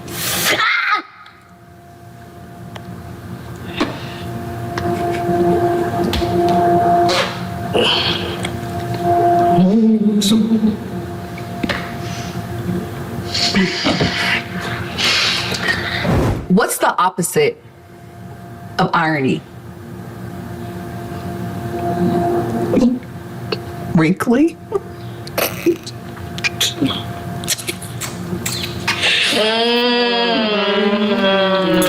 What joke? Please. I knew it. You almost choked. You almost got me there. That was right. That was right. Irony. Irony. I mean, that's the irony of it. That's the irony. All right, y'all straighten up. You sure? We straighten up, all right. You can't straighten up. You know, I stay beefing with my friend that's a trans man.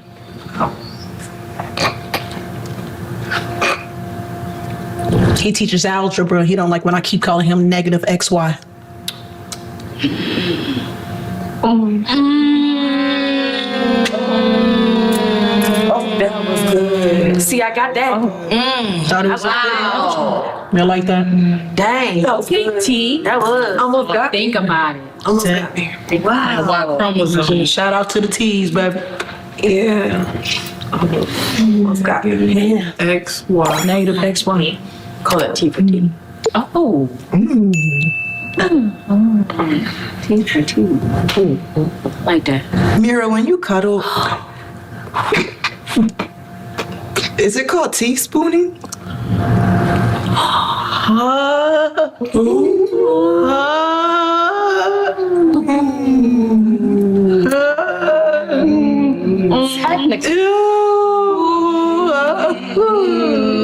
We laid on the same. My torso's regular. Is it? She just like a little leg. Is it? Oh. Is it regular? Oh. We good. We good. We got it. I love you. I love you too. We got teaspoon. Wow. T, you want a teaspoon? No, I'm good. No, that was a teaspoon. Spoon. I could spoon you, T. I knew a white dyslexic. Oh my god. What? Oh my god. Man. Okay. He didn't like gingers.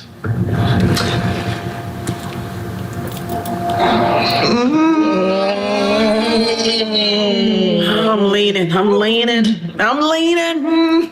Hey, Beth.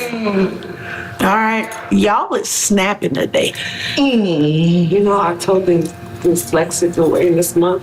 Y'all is snapping today. Shout out to the dyslexic. Shout out to don't like gingers. Imagine cheating on a Jewish person. Then boom. Nothing else. Just boom. All right, I'm gonna take this off because that is crazy. I was with you. It's about to get me. Put this right here. You're not. Right. I was with you. Baby. I ain't getting canceled for you now. Boom. We holding on. You got chill. Like Jay said, I could say it. Oh, bitch. Boom. Just boom. I don't get carded at bars. They just hand me the kids menu. Oh, that about did it. That is so disrespectful. With the crayons. And the And the crayons come in clutch. And the colors just always cheaper. No, I mean like fast too though. I mean, but the thing is, I have to tell the people I'm with, they grab the kids menu. Damn. And they be like, no, it's 3 adults. with a booster seat. Please. Okay. Imagine you sitting there minding your business about to order a steak and they bring you a hot chip. That's crazy. Never got a hot chip. Are you laughing, Jordan? You laugh, please. Isn't that the name of the game? You put on a little leather, you get different. What? If I was a lesbian, here we go. Will's 68 and she'll just have to.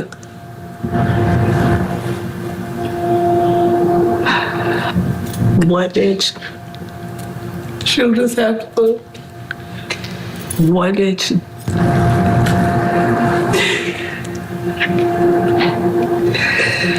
Say it with your chest. She'll just have to be down one.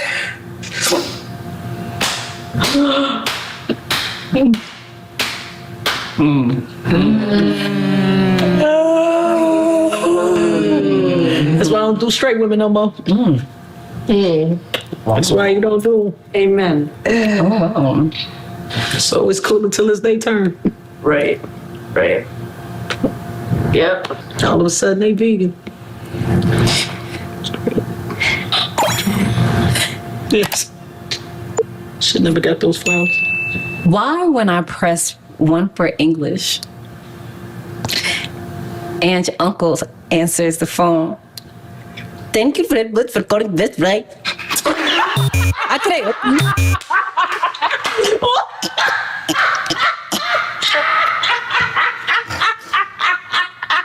You didn't say that right! Do it again! Say it again! Please don't do it again. Don't do it again. Whitney, don't do it again. Whitney, don't do it again. You're going to get yourself out. Don't do it. Whitney, don't do it. Do it again. Whitney. thank you for calling. But You gotta go to Osmo. You gotta take Oh gosh. They really do be picking up what you call. Whitney. thank you for calling. She just have to be down. That's why you don't do them. Amen. So it's cool until it's their turn. Right. Yep. All of a sudden they vegan. Yes. Should never got those flowers. Why, when I press 1 for English, and your uncle answers the phone, thank you very much for calling this, right? I can help you.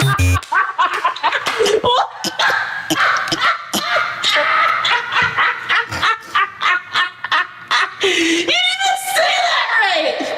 Can help you.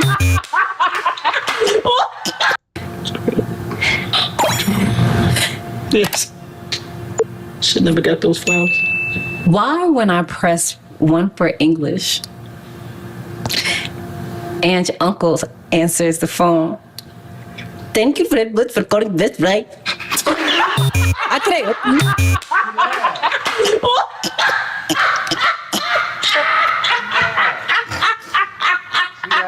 You didn't say that right! Do it again! Say it again!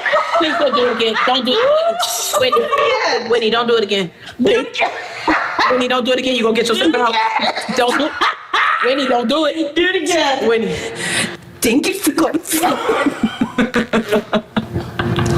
But You gotta go to Osmo. You gotta take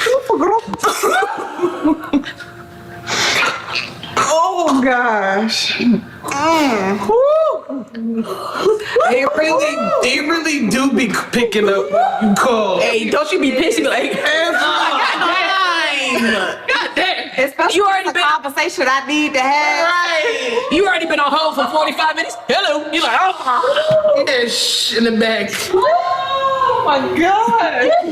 Welcome to best. Then you won't go to this way. Can you say it again? Oh my God. Thank you for calling this right. I mean, oh my God. I'd be like, supervisor. You're talking to the supervisor. The supervisor is here.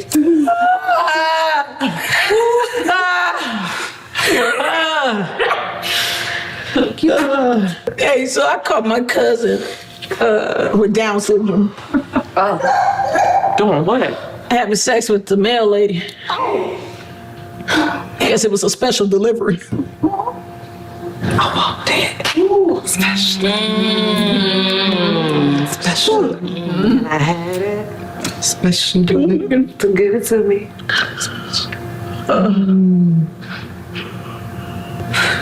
Imagine being able to build an app with your name on it just by thinking about it. Meet Base 40. Do studs celebrate Mother's Day or Father's Day? Oh my God. Both of them. Oh my God. Both of them. That makes sense. Both of them. Both of them. Both of them. Both of them. Both of them. Both of them. I get flowers and a tie. Period. Yeah. Ouch. What's one good thing that R. Kelly does for his community? Step in the name of love. He drives slow in the school zones. Dang. Dang. Dang. For the children. Specifically for the young ones. Oh. Dang.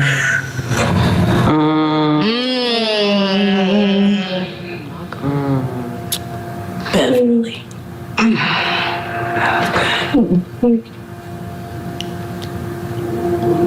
I'm not delusional. I just manifest my attitude. I was happy. Yeah, she manifested. Yeah. Oh, girl, I was still lost in R. Kelly. And pause. Oh. What's the last thing that they do to the tickle me elbow before they put it in the box? Tickle. They give it 2 testicles. Got it. Please. She always go after her fries. Please.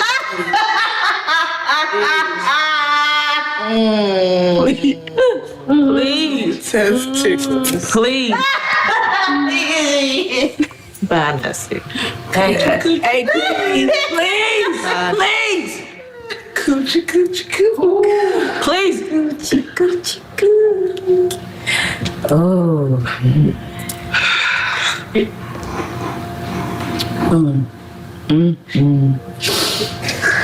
You know, they say I can't have it all. So I said, can I have it in payments?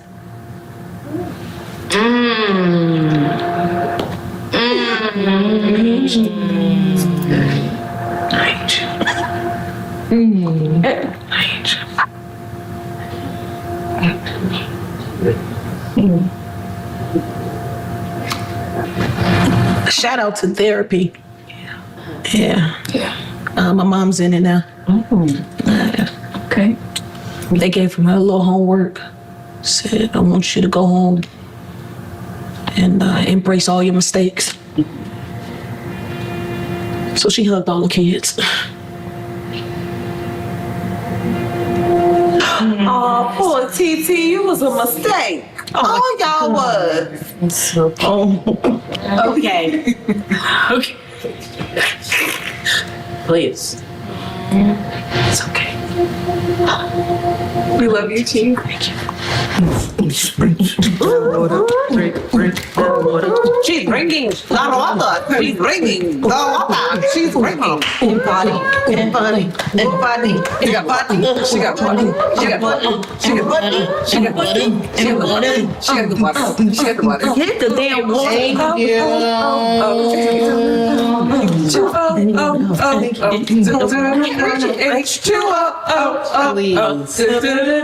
H2O. Never get our matching. H2O. We got the water. Put it in your mouth. Oh. I had this Asian friend. His pronouns were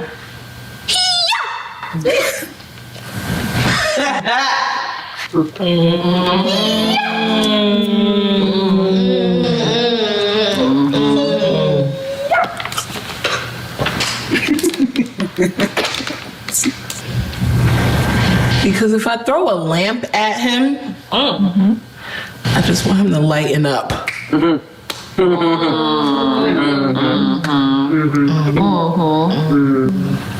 My ex called me and said he got me tatted on him. He showed me. It was just a little dot.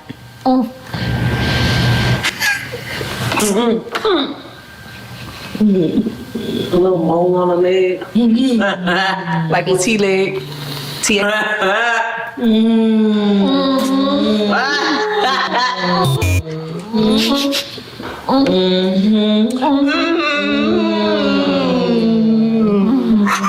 That was good.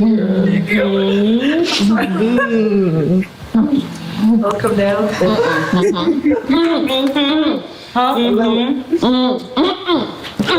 Oh, Jesus. Cascade Platinum Plus has the grease-fighting power of Dawn to remove tough, stuck-on foods. Cascade Platinum Plus. Choose to make your presence felt. How do short people buy shorts?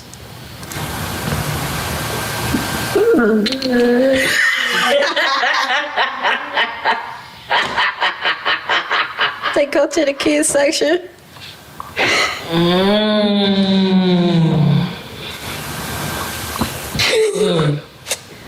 Here, take the mic.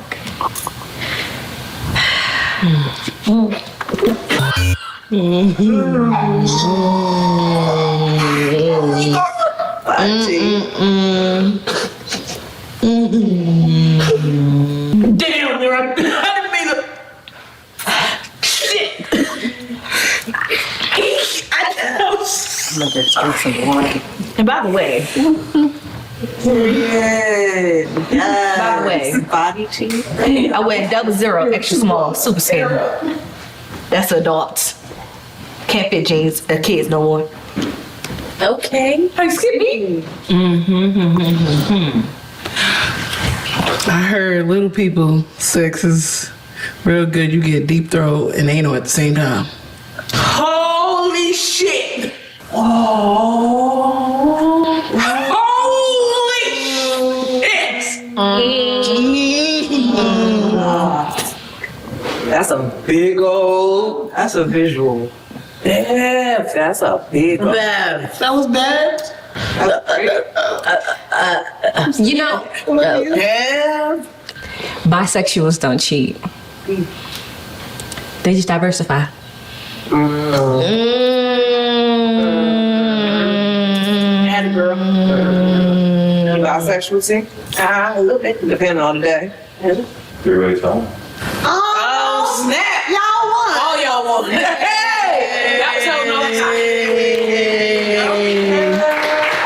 I was gonna win one.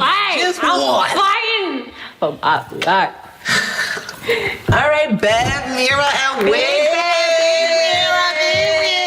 Three-way time.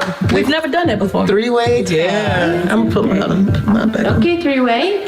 All right, before we go, we're going to read some audience quotes that y'all sent us. The fact that muffins spelled backwards is what you do to them out of the oven.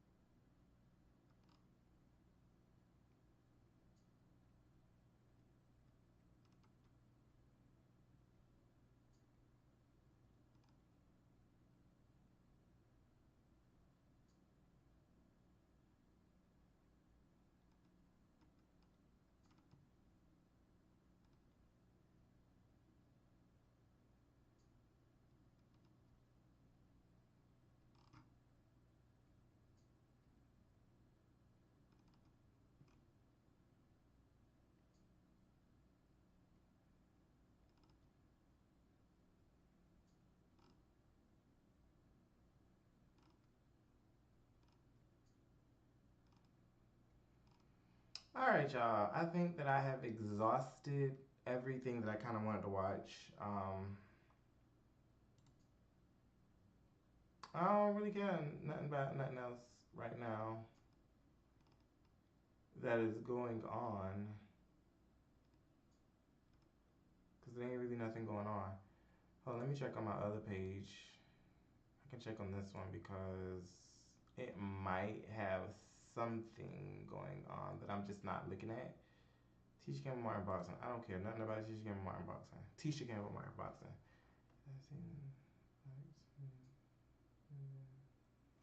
What's your point? Shut up. That's my point. Shut the fuck up.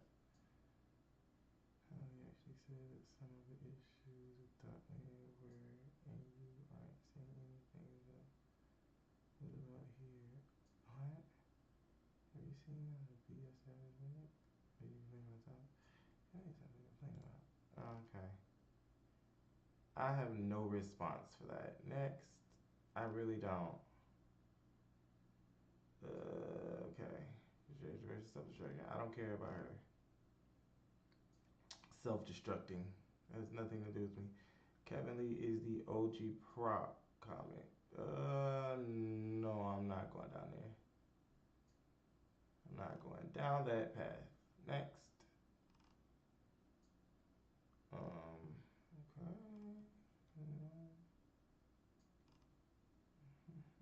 Mergers completely break League of Legends. They did. I was trying to play earlier and I couldn't log on. What happened?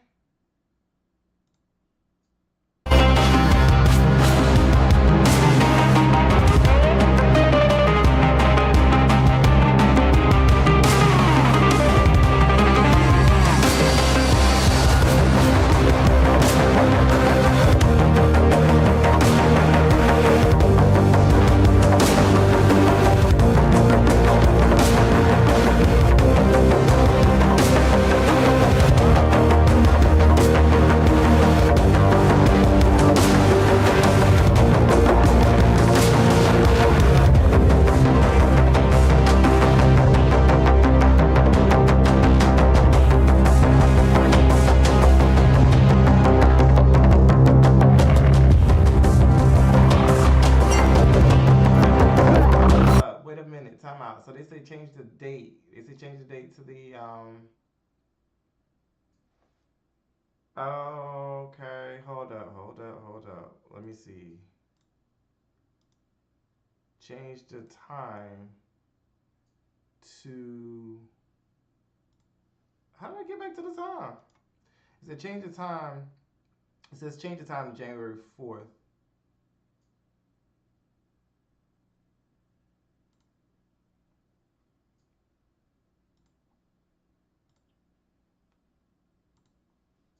To the 3rd.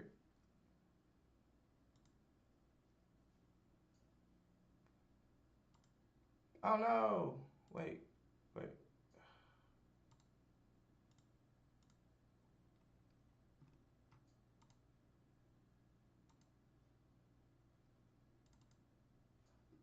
Let's see if it's gonna let me play. 'Cause I play it.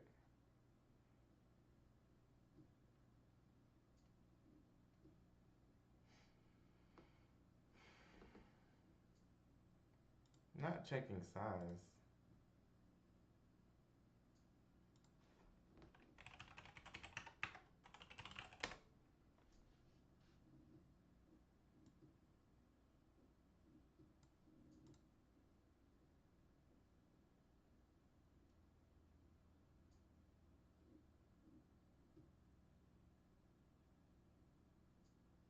They must have fixed it.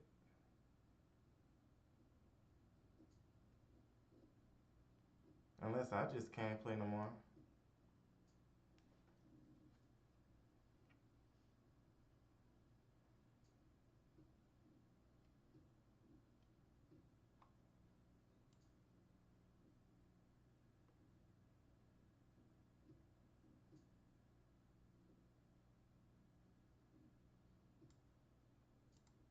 It's still doing the same thing, and it's January 3rd.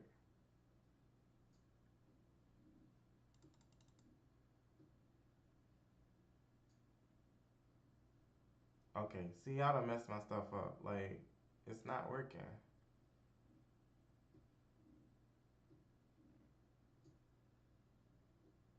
Let me go back to what the hell. Ooh! I changed the time like right in the middle of it.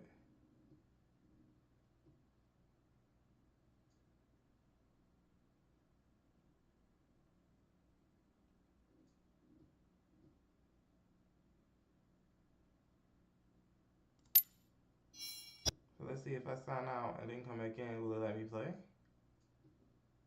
The what ifs of the whole thing.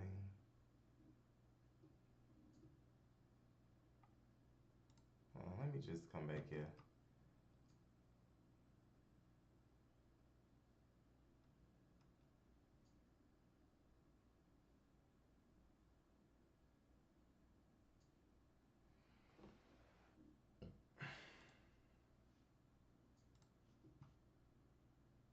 Oh, it closed out. It closed out completely.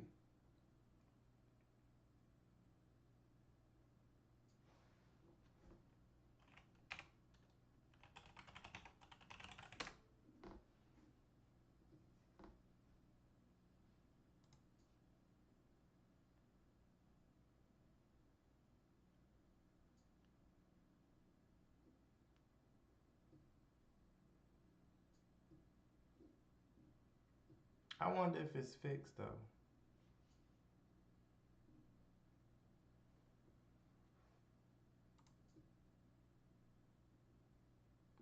It must be. Oh, wow. Okay. So they fixed it. Well, it has been amazing going live tonight. I think everyone who logged in, I have about 53 views, which to me is a record. Raise that up. I'm gonna try to come and start scheduling this maybe every day starting at about 4:30 in the daytime. And then I just, continue what I'm doing. Maybe so. All right. Well, in that case, I will see you guys tomorrow. And thanks again for tuning in. Hit the like, comment, and subscribe button.